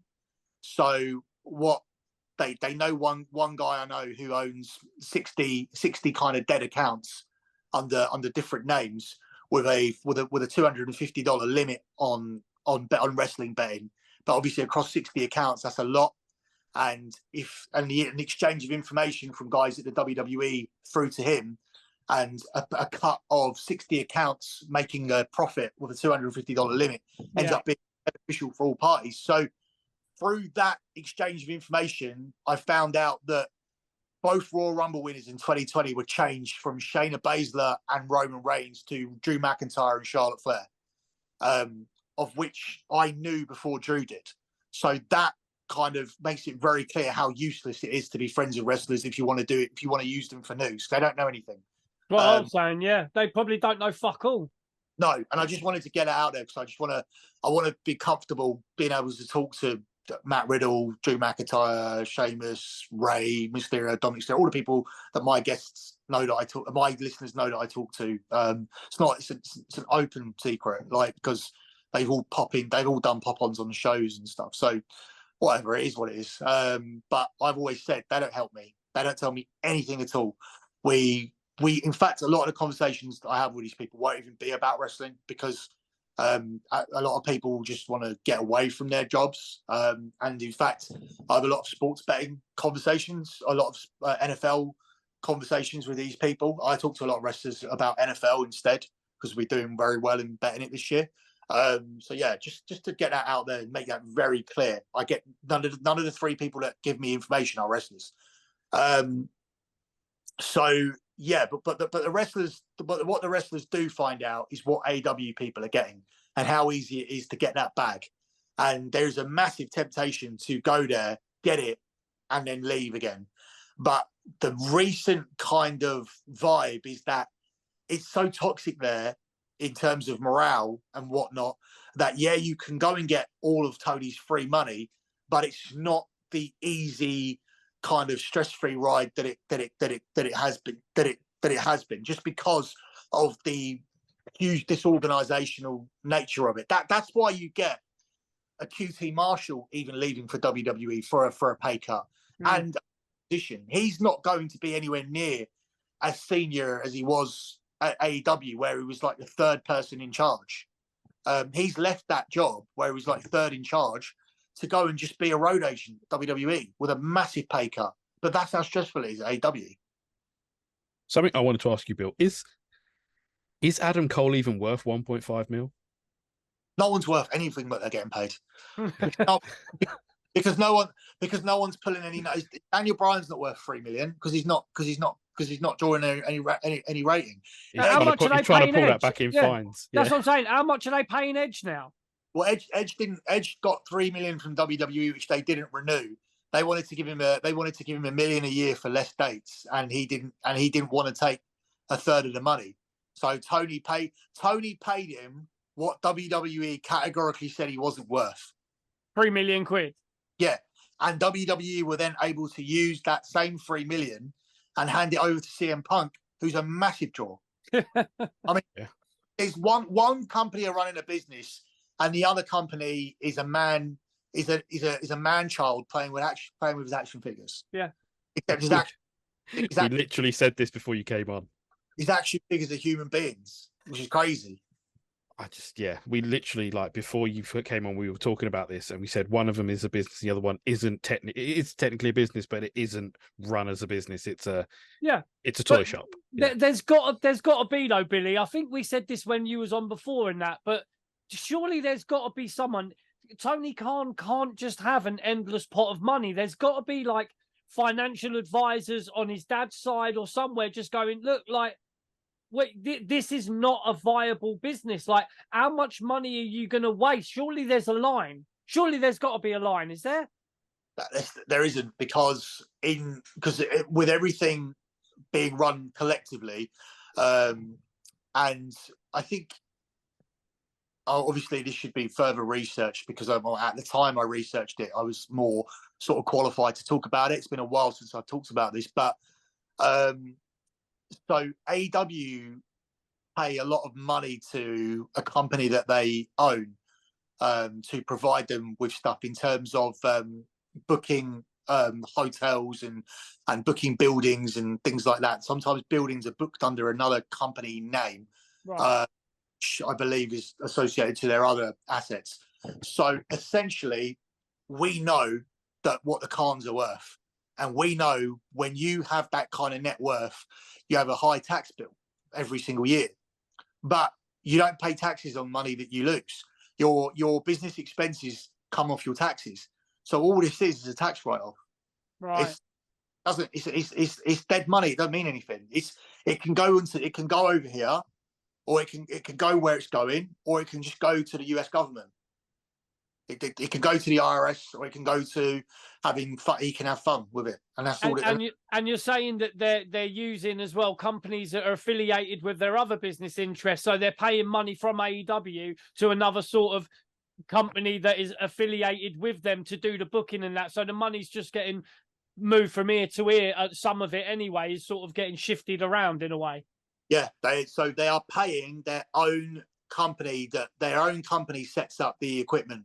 So the same companies that have the that do everything for the Jags and whatnot, in terms of that they have a separate company, right, who have the equipment ownership and are involved in the setup of it. So they give themselves the work for the setup, like a logistics company or whatever, like a location logistics company. Yeah. So it's all just money just circulating, and and they can write off as a loss. But in business, to that level, a loss isn't a loss. A loss is just a reduction of revenue and of liability of taxes. Yeah, that's all it is. It doesn't. They can do it endlessly. That's why Shard allows it. Shard's not gonna lose any money. Like Shard's as sharp as a tack. Like he's not losing any money. He's letting him do this. Nuts. So, yeah, I mean, there's no incentive to. The only incentive to make money is the pride factor where you want to say you make money. But I think when WWE are announcing what they're announcing in terms of what we've seen happen with the share price, they know that they know that they can't compete on that level and that they will never go public with their books and whatnot. So that's just a concession that they have to make. So they thought they can go and compete with things on the wrestling side of things. They can do this fake sellout at Wembley with this fake attendance and all that. They're trying to compete on these fronts. Their whole thing is that we've got a better product, we've got better wrestlers, we've got better matches, we've got better. They ain't though. I know they haven't. Because the whole less is more thing that works out just in terms of the presentation of CM Punk and the fact that he's not going in there with a Darby Allin. When you say who's the WWE equivalent of Darby Allin, would have been WWE debuting Punk on the January 1st episode of Raw against Dominic Mysterio. He is wrestling Dominic Mysterio at Madison Square Garden on a house show, the Christmas house show. But nobody will ever see that. It's just a way for Punk to get the ring rust off or whatever. And also to do a good house at Madison Square Garden, because that's a $140 ticket at MSG on Boxing Day. So bums on seats. Yeah, and Punk will sell it out because that show's been struggling the last couple of years because Roman doesn't do it. I went to one in 2019 and they actually swapped the US title on a house show in order to, to let people know, hey, you need to start coming back to the MSG show because shit can happen here.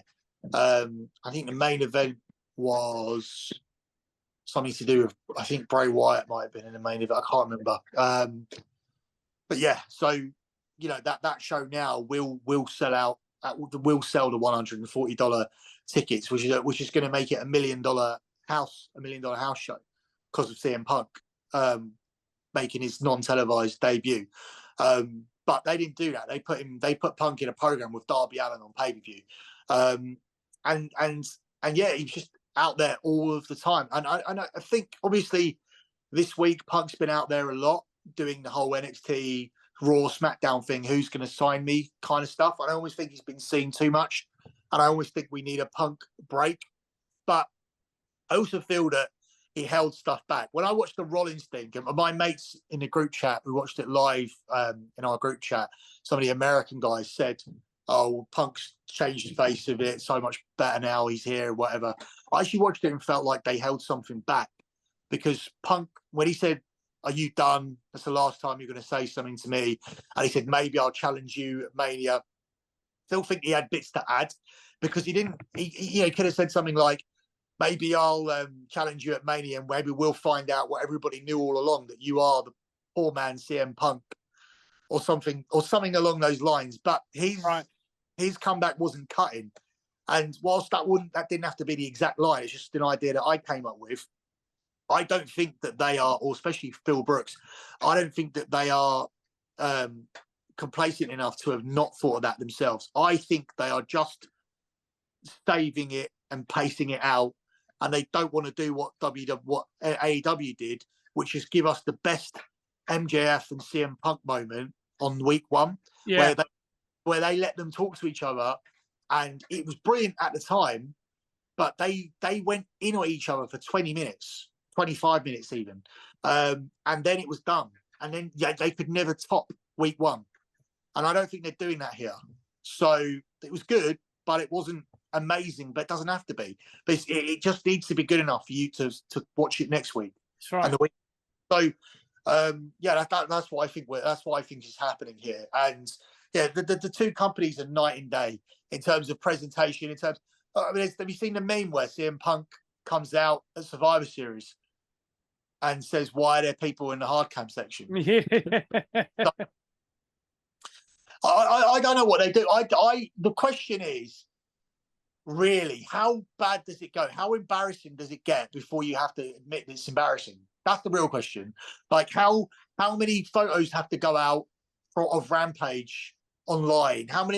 What do the ratings have to get to? How much money do you need to lose? How many leaks do you need to have coming out of the locker room saying how toxic it is and how many people want to go back to WWE? Like, how far do you go before it really is difficult to manage? They're deluded. Yeah, but they're deluded, mate, aren't they? This is the thing. It's already at the point of embarrassment, though, right? It's already at that point of, yeah, like you say, like, you know, there's pictures everywhere. The houses are tiny, aren't they? Yeah, They're you know, big arenas for small.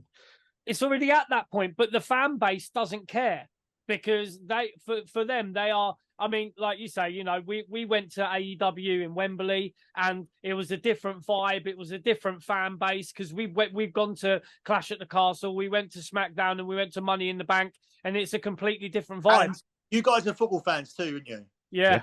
And have you been to Wembley Stadium for football? Yeah. Okay.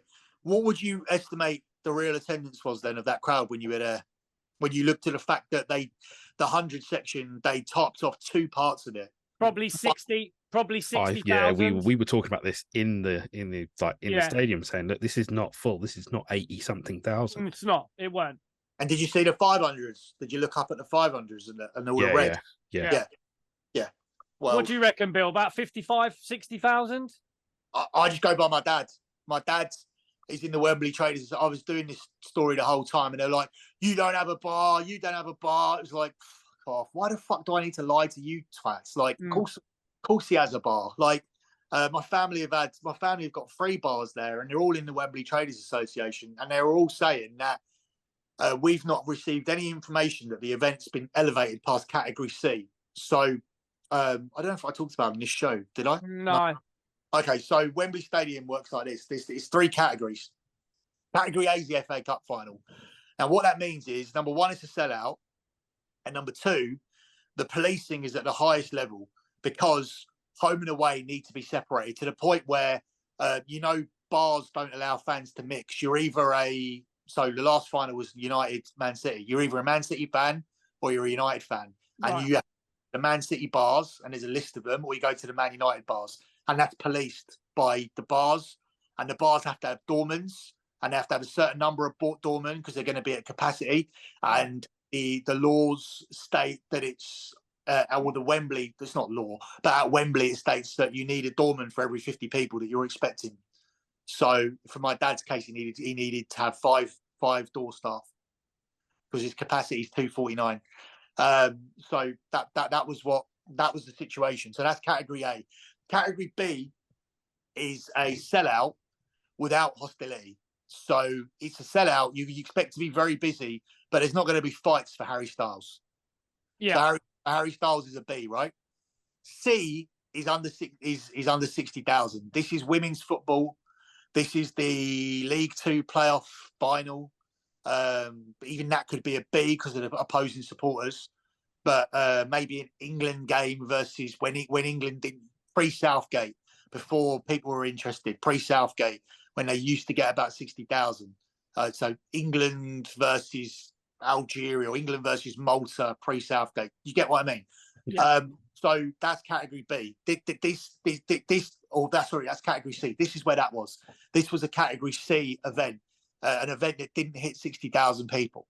And that was confirmed by Wembley. And at no point, and the traders have to be told, because legally, once it gets past 60,000, they need to implement more door staff, and then more police officers need to come. So what happens is like you get like another 50, 60 people, 50, 60 coppers will have to come down. They have to borrow them from Manchester or Birmingham, which is where they come from, and you have more police. That never happened. No one came down. It wasn't busy enough. So I know that they didn't sell 60,000 tickets. I know that I had a free ticket, and that my dad got from the Traders Association, but they're always fucking level 500. And I was able to buy Club Wembley for £28 a ticket, which was originally £240 when it first came out, on the week a week before the event. Paid £28 for that ticket. I only bought it to have as proof for these fucking marks. Like I just wanted the ticket stub so that I could say to them, I got this Club Wembley ticket for £28.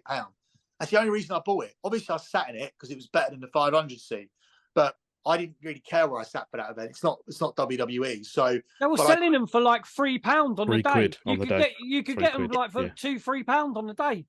Yeah. It was that desperate. Yeah. And I believe in the end, Wembley leaked out. Wembley were asked for their official, the official people in, and they gave the fire. What they ended up giving was the fire number. A fire number is basically staff and all. Yeah, which is the number. How many bodies do you need to have outside if there's a fire, which is obviously everybody. So the fire number is a full number, and I think that ended up being 71. So yeah, it's just embarrassing. Like it's to try and it also has a bad taste when you lie about your attendance. Like it's one thing to lie about your attendance, but to get the Wikipedia page changing everything and to try to sort of take a shit on SummerSlam 92. Yeah. Like, people don't know. There was a lack of awareness, and it was stupid to not sort of recognize what that meant to people. It was like a personal attack. Or you can attack the WWE all you want, like for, you know, what you can attack Vince and the WWE and whatever, but it was almost like an attack on British people and British wrestling history. Like when you sort of try to erase SummerSlam 92 and say we beat it with that event, and people I think really pushed back on that. We're like, fuck yourself, like you didn't. Like this will never be SummerSlam 92. It'll never be remembered like SummerSlam 92. It'll never be in the same conversation as SummerSlam 92. And we all, well, most of us of a certain age sat at SummerSlam 92, or we could just fucking put the DVD on and we can see it ain't SummerSlam 92. It don't look like SummerSlam 92. It don't sound like SummerSlam 92. It's just so obvious. And it's embarrassing.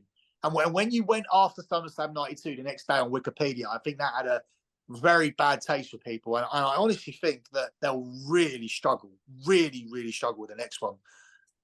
Well, the production value was fucking terrible on the day. The way that the show was put on was fucking terrible. I had my phone out, right? There was stuff going on in the ring and stuff going on all around. There was like the pre-show and they had shit going on. I was watching it on my phone and they had nothing on the big screens in the middle of like, right, we're here at Wembley and blah, blah, blah, blah. The fucking production was piss poor. And we felt that they sort of took the piss out of the English fan base, just sort of like, you know, assumed that because it was a big wrestling event in Wembley that everyone's just going to go there and they can put on whatever show they wanted to and everyone would just lap it up, wouldn't it, Jay? It was just like... Well, I mean, the best bit was putting on a Fulham ad, you know, to try and sell tickets to their cup game against Spurs. Like, yeah, got the hugest boos. Like, what were you shocked by the card? Like, when they announced Wembley Stadium, did you have an expectation for what you thought the card would be? Did you think they would, like no pun intended, go all out? Yeah. With a monster, with their equivalent of a WrestleMania like type card. It should have been. It should have been Billy. It should have been. Yeah. Osprey and Osprey and Omega. It should have been. That's the one. That's the one they were building to. That's the one they bring up, and it's their favorite thing. Yeah, I used to think actually Punk Omega. I think they should have fucking squashed that shit. Well, they could have done. But that's what we said. We said that they should have gone. Yeah, they should have gone Punk Omega. They should. This is a thing. Tony Khan hasn't got a pair of testicles. He should have said, "This is our fucking big show. I don't give a fuck who's Chris. He was in fear for his his life, man. Come on." I know he feared for his life, but at the end of the day, he should have had some bollocks and said, I don't give a fuck what's going on. This is my show. It's the biggest show we're ever going to do or ever have done. Squash the beef. We need to make some fucking money. We need to draw. Made, yeah. When you're paying out a combined $8 million a year to those two particular people that we're talking about, and you can't go, listen, we pay you $3 million, we pay you $5 million. Fucking you two are going to wrestle each other. Fucking like A, bro. Yep. Like 100%. We've said this 100 through the whole time leading up to Wembley. They should have had something like the Bucks and fucking Kenny Omega against FTR and fucking Punk as the main event. That should have been what happened, and he should have turned around to the Bucks and said, "This is our biggest show. You want to be on it? You're not doing that fucking, get on it." Instead, we got Adam Cole as the main event. Yeah. Just imagine, like, so I work for the for Sports Gambling Podcast, and obviously, you can imagine. I mean, it's not a knock on them, so it's a knock on all podcasts. Actually, like the part that listeners don't like the most are the ad reads, right? Because obviously, you know where they're going to be in the middle of the show and the start or whatever. And I sometimes get these messages: "Oh, why are there so many ads? Like, why are there so many ads on the show?" So can you imagine? I've contacted, like, I emailed the people that are paying me and said, "Yeah, I get these emails, and actually, I'm not going to read the ads anymore. I'm not. What would happen to me? Like, no matter how good I was at my job, if I just said to them, yeah, the way you get paid to do the show and the way you pay me, I'm not going to do that bit. So I'm not going. I'm going to do the show. I'm happy to do the show every week, but I'm just not going to read the ads because I don't feel like it. It's not a conversation, is it? No. because anybody that pays you to do anything, that's the contract. I say, and you do. I don't understand how that broke down and where there was any choice in this matter for the Young Bucks and Kenny Omega. And look where we are now. Like, how do you justify the choices that you made in that situation were correct? Like, 100%. Look at Punk's sales and look at the ratings and look at the YouTube, look at the merchandise, and look what you have over there. What is Omega and I don't even know what Omega and the Young Bucks are doing on television at the moment. Aren't they? Is it Omega in a tag team with Chris Jericho? Yeah, the Bucks are taking time off. But as soon as fucking Punk went over to the other side, them took time off, and they did their celebration in the ring after Punk was fired, and they might have worked a couple of matches here and there, but they're off TV, and Omega's working again. They went to Canada. Omega, the Canadian, and they can't sell these things. They can't sell out. Copeland and Christian main event in a show. They can't sell it out. They can't in Montreal. Montreal's a wrestling hotbed, right? And they're both Canadians. It's Edge and Christian going back home. It should have been something. Unreal. They can't fucking book fuck all. I've been going on the Fight app and been putting on Dynamite and been scrolling to when I see Christian on TV and watching and picking out Christian's bits for a couple of months. Because there are things I want to watch. I still am interested in MJF just because it's a character I've invested in the last 5 years. I don't particularly. This is definitely not his best stuff. With what's out there in the free market, I just can't see how the Devil reveal is going to be a winner. I really don't. I think Adam Cole would be massively underwhelming if it's him, and I don't know. Same with Jack Perry. Yeah, same with Jack Perry. Same with if they sign Mustafa Ali. Same with if they sign Dolph Ziggler. Well, Jack Perry has no heat now. Any heat he had is gone. Yeah. Like, nobody cares about him anymore. I quite liked Jack Perry before all of this craziness, but interesting person it would be Shad Khan. Well, it could be Tony Khan. At this point, I wouldn't put it past them. It could be his finally. People are saying it's Wardlow, isn't it? People are saying it's Wardlow because of the boots. Why would it be Wardlow? But what's the point? Yeah. They blew everything with Wardlow. He had this big chance at being, a babyface, like a big character, and they blew it, and it's a shame. I mean, I honestly, and I'm not exaggerating. If it was Stone Cold Steve Austin, right? If it was Stone Cold Steve Austin, and he signed with AEW, they would be drawing less than 1 million the second week after. Honestly, they can't hold 1 million people. If he was the Devil and he was cleared and he was fit to have a run and he was having it there, like it wouldn't last. There's nothing they can do at this point. It's just the structure of the show, the repetitive nature of it, the formula, and everything, everything that they cater, everyone that they cater to, that small group, and that refusal to go out and say, hey, we got you over here, like we've got you. Let's have a look and see who else that we can reel in. The refusal to do that is just, I don't understand what That'll it is. kill him in the end. That will kill him in the end, I think, because once the TV rights, they're not getting as much money for the TV, and then the houses go down low to a certain point. It will kill the company in the end. It will. It's got to. Yeah, it's just I just don't get it. I don't get the reluctance to do it. Like you built the whole company around your Wrestling Observer readers, so you're always going, look, if anybody watches Dynamite, right, or Collision, look at the numbers for those shows and go, okay, this is the bottom, this is the core audience. These are never ever going to leave us. This 400,000 people, so you're safe there. Yeah. So then that's when you, and then you have those 300, 350, 400 that are like, maybe precarious, maybe not. Maybe just they DVR people, or they just don't want to watch wrestling on a Saturday or whatever, or one show enough one show enough with recaps is enough. That's fine, but you've got to go out and do something to get those other people. And for me, it's very easy fix. Like I could maybe not think I don't think I could make AEW competitive with WWE, but I could certainly help them lose less money if they were just willing to say that we're number two. And the first thing is to say you're number two, not publicly, but just internally, and say, okay, as a number two company, what are the things we do to improve? Number one, we buy a television facility. We stop trying to sell tickets.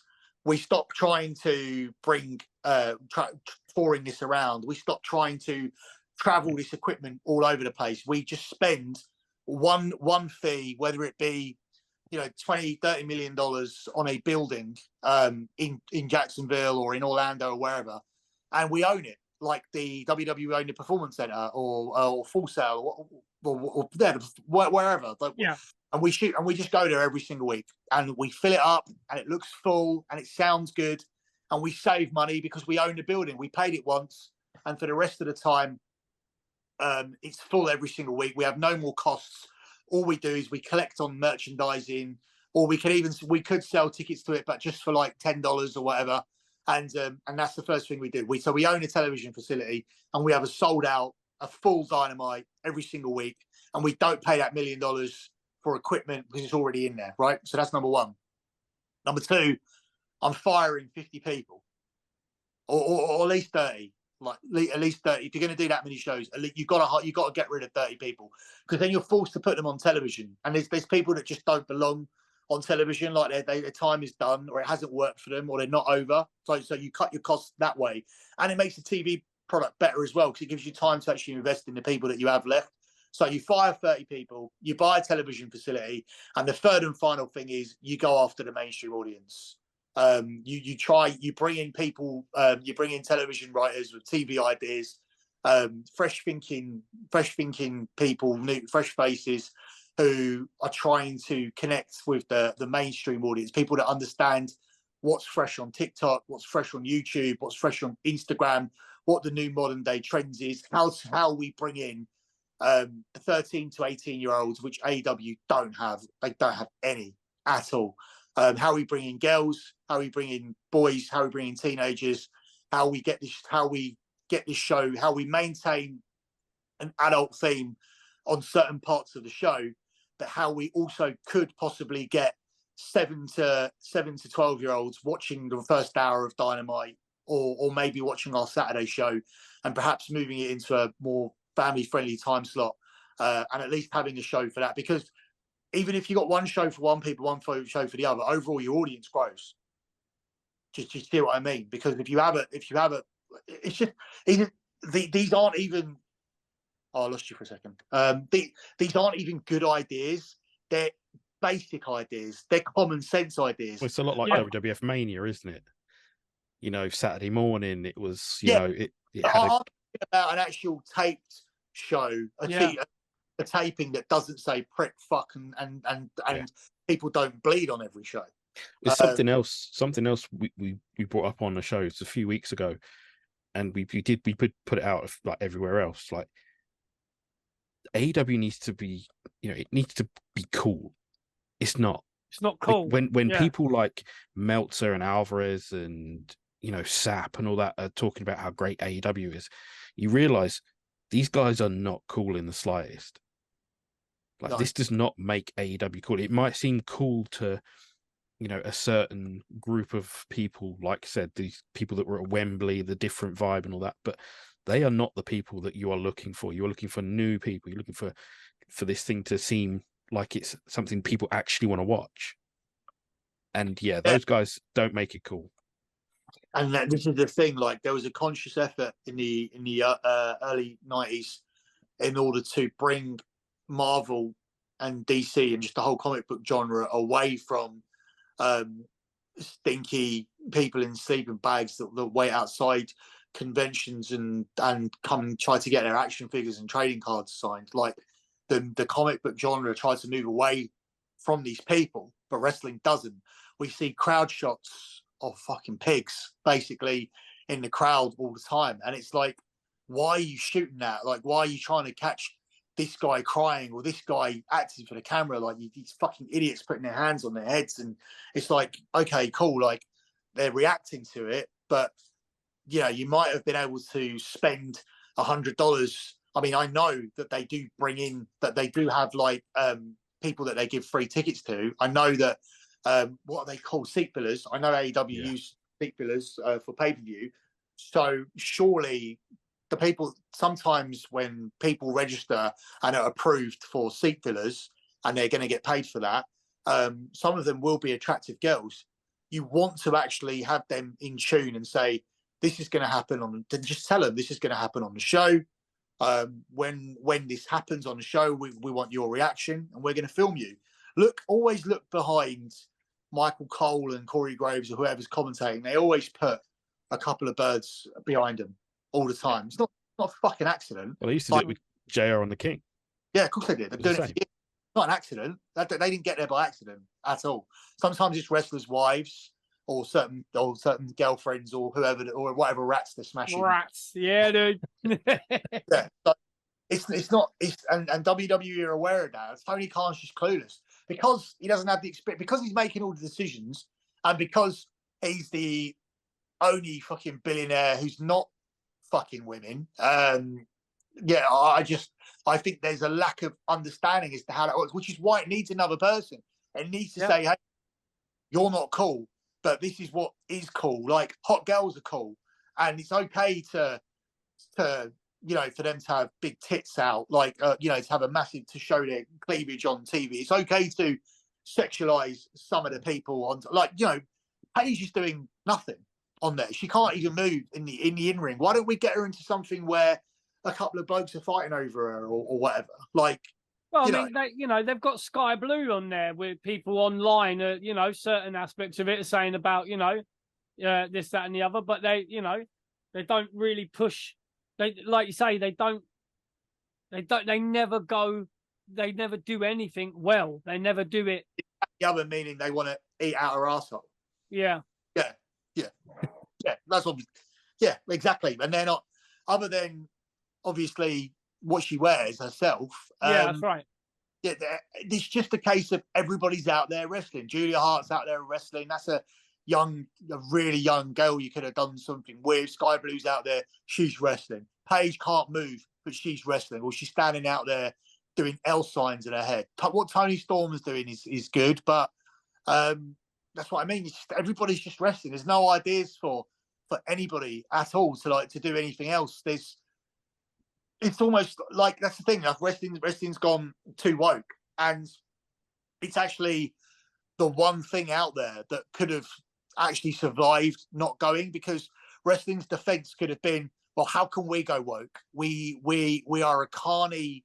We are a carny sport. We are predetermined. Yeah. We date back to, our history is this, We can't get away from our history. Wrestling had all the excuses to thrive in a woke world by being the sole survivor. Being the escape from it. Yeah, exactly. And it didn't. It followed with the bullshit for the rest of the world. And it could have been escapism, and it could have benefited from being escapism. Obviously, in the WWE's case, it's harder because obviously you have commercial interests and you're on the stock market and whatever. But for AEW, there's no excuse to be this bad. There's no excuse. Yeah, I mean, I totally get the point. Like, you could, CJ Perry, Lana, whatever you want to call it, like, she's managing whatever. Like, she's a perfect example. It's eye candy. She could go out there and do things, but now she's in a weird story where she's managing Andrade, and Mira's unhappy about it. It's like, this isn't, we weren't really, they're not paying it. They shouldn't be paying her to act. What, like they paid that other fucking Doris, matey boy's mum, to hit Edge or Christian with the belt, and she was fucking terrible at acting. She was like, telegraphing that she was going to hit Edge the whole fucking time. It never looked like she was going to hit Christian, not once. Terrible. It's shit, but we are where we are, I suppose. Yeah. Billy, before we let you go, mate, because you're tired, we're tired. Like, mate, you're a fucking soldier, Bill. You come on here, you're like, warrior. I ain't really got that long. You fucking soldiered through, mate. We really appreciate it. You're a fucking legend, bro. I haven't done any wrestling for a couple of weeks, so yeah. Amazing. I have to do my own show after this. Oh shit, dude. Fucking hell. Sorry, man. Right, we'll let you go, bro. You're gonna go. Look, what did you want to do? Like I said, a couple more questions. You're obviously going to the Royal Rumble. Are you going to Berlin or France? No, I saw that, and just some. This is a controversial take, but I don't want WrestleMania to come here to the UK. I enjoy my getaway. It's I enjoy my annual getaway. Like, it's not my fault that other people can't afford it. Like, that's like, we shouldn't be doing things like people shouldn't. It shouldn't be a case of, oh, I want WrestleMania here because I can't afford to go over there. Okay, that's your reason, but WrestleMania affordability doesn't come into it for me. It's like, I don't want WrestleMania here because I want my holiday. I can get a pay-per-view here. It's called Money in the Bank. It can be Survivor Series. It can be Clash at the Castle. It could be whatever. Like, it could be, do the fucking Royal Rumble here because we've got the royal family. I don't care. But WrestleMania is my annual Easter holiday where I go to America for a week and eat shit and fucking waste money shopping, which by the way is now just the same stuff at the same price.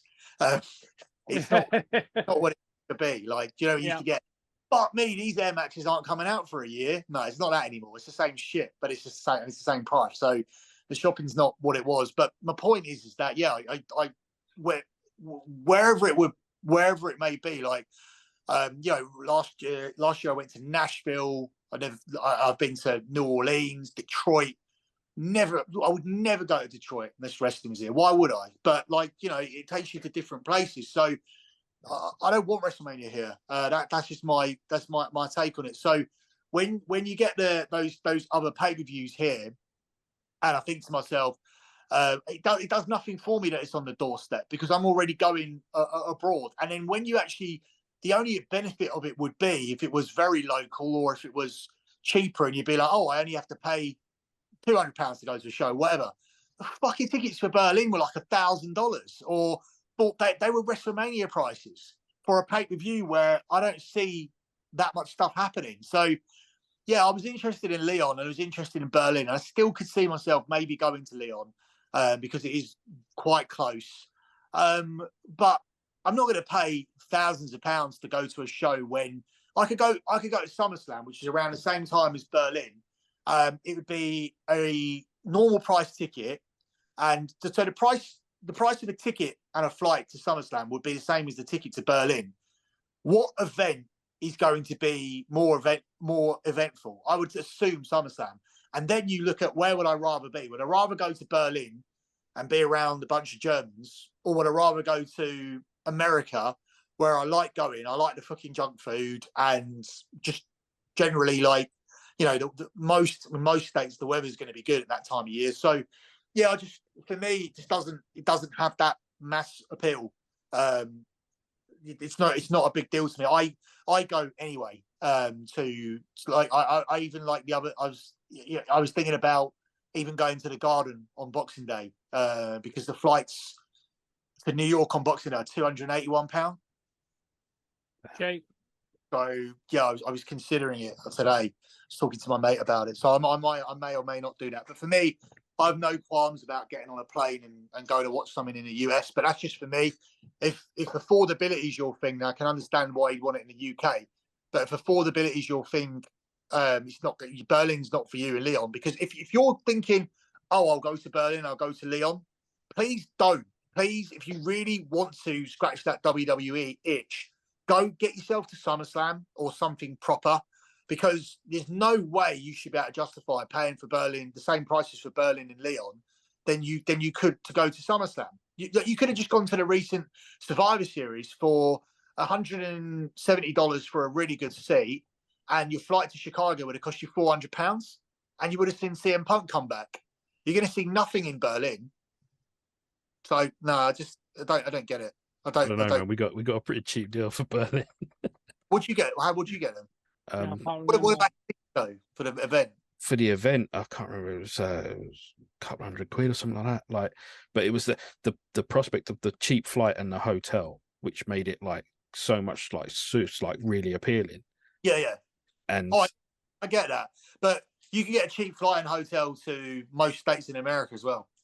Like I'm going to the Royal. My flight and hotel combination for the US is, and my son's included as well. I only paid $900 for both of us, and I've got 4 nights in a hotel and 2 flights for that. Yeah, it's decent. And our Rumble tickets were $300 each. So the whole thing overall has cost me about £1,250. The other thing is, but my missus ain't letting me go to America on my own anymore. So she wants to be a part of it. She wants to, like those things you saying, like, going there, eating junk, drinking all them, them crazy drinks, and doing all that stuff. Like, she wants to. Yeah. Tampa strip clubs are naughty. Like, they have the nicest women. They have nice women, and very, very loose rules. I'll just say so. looser than Bourbon Street. Well, mate, what else can we say? Bill, we cannot express our gratitude enough. Oh no, coming on, like, damn, Chris. I know Chris was like super psyched when I told him that you were coming on. I always love it when Billy comes on, because we get what we always want to get, which is someone who's honest, who's passionate, gives a fuck, and doesn't give a shit about what other people think. Behind you there, right? Yeah. 2 orange In Your House tapes. Yeah. Is that the Undertaker's head twice? Is that Ground Zero and Hell in a Cell that they use the same headshot for on the side? No, it's 2 of them, because I've got a double on that one. I managed to just somehow get 2 of them. Okay. Yeah, it's the other one is Revenge of the Taker. 14. Fucking hoarding again, Chris. Huh? You're hoarding again, brother. I managed to get Revenge of the Taker's one before, so you've got them in order. Yeah. I thought you had to. Yeah, of course I had. I've got them in order. Yeah. Idiosyncrasies. Red one is what, Final 4? Which one? Just before Revenge of the Taker, the red one's In Your House 13 Final 4. Yeah. Yeah. Good shit, man. Yeah, Final 4. Yeah, it's for me, the VHSs are there because I've got a load of WCW ones, and I've got all my ECW ones up there. You'll really like what I got. Yes, mate. Love it. Billy's on a wander. Yeah, mate. Love it when he goes on the Wonder. Yes. Oh shit, that's a Rumble. That's 92, Yeah, and but it's signed by Ric as Flair. well. Is that Ric Flair? Yeah. Yeah. Fuck's Fantastic. sake, bruv. 92 signed by Flair. Yeah. Wow. Did you get that done in Nashville? Yeah, I've got 2 things signed that day. Look, these 2 pieces. Oh, he's Mate, got fucking Galoob as well. You know. Oh, dear. Well, I've got my Flair. Yeah. I've got anything for wrestling, I just put on in the drawer. I got my Flair there, but unfortunately, it's not signed.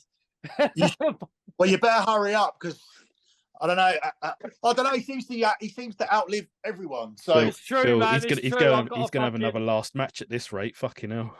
Well, at this point, that's the only reason I'm going to go to Wembley to see AEW to try and get hold of Ric Flair and get him to fucking sign my figure in the car park. You know what I mean? I'll be chasing him down, mate. I'll be helicoptering trying to get his attention. I will, off the air, I'll give you the hotel. Nice one, son. My son got Punk in there. Nice. Yeah. Nice. All right, dude. Mate, honestly, again, a pleasure to have you on. You're a fucking ledge. Every time you come on, you never disappoint. And, you know, we're just thankful that we've managed to grab you, bro. You know, super cool. Everyone just listen to Billy. That's all you got to do. Fuck all these other guys that are consistently wrong. Listen to Billy. If you're going to pay a $5 or pay whatever to listen to anyone, give Billy your money. And also you'll be able to get some good betting tips and make a few bob as well. Yeah, so my betting podcast is Lock Betting. You can search both of these and the additional content.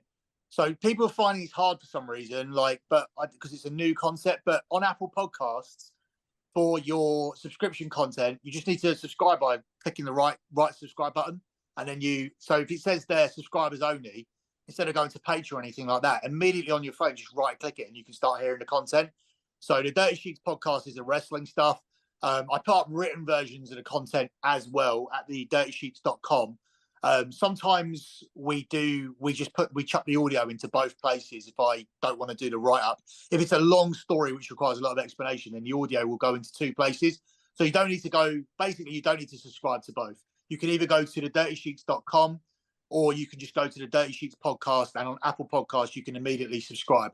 So if you haven't got Apple Podcasts and you are one of these weird people that don't have an iPhone, then just go to the dirtysheets.com, which is basically a Patreon account. So you'll get. That's yeah.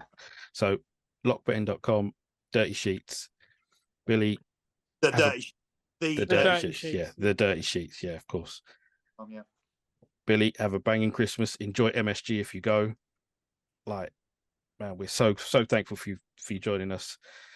Take care, man. Cheers. No worries, guys. Thank you. Cheers, dude. All right. Wow. So there you have it.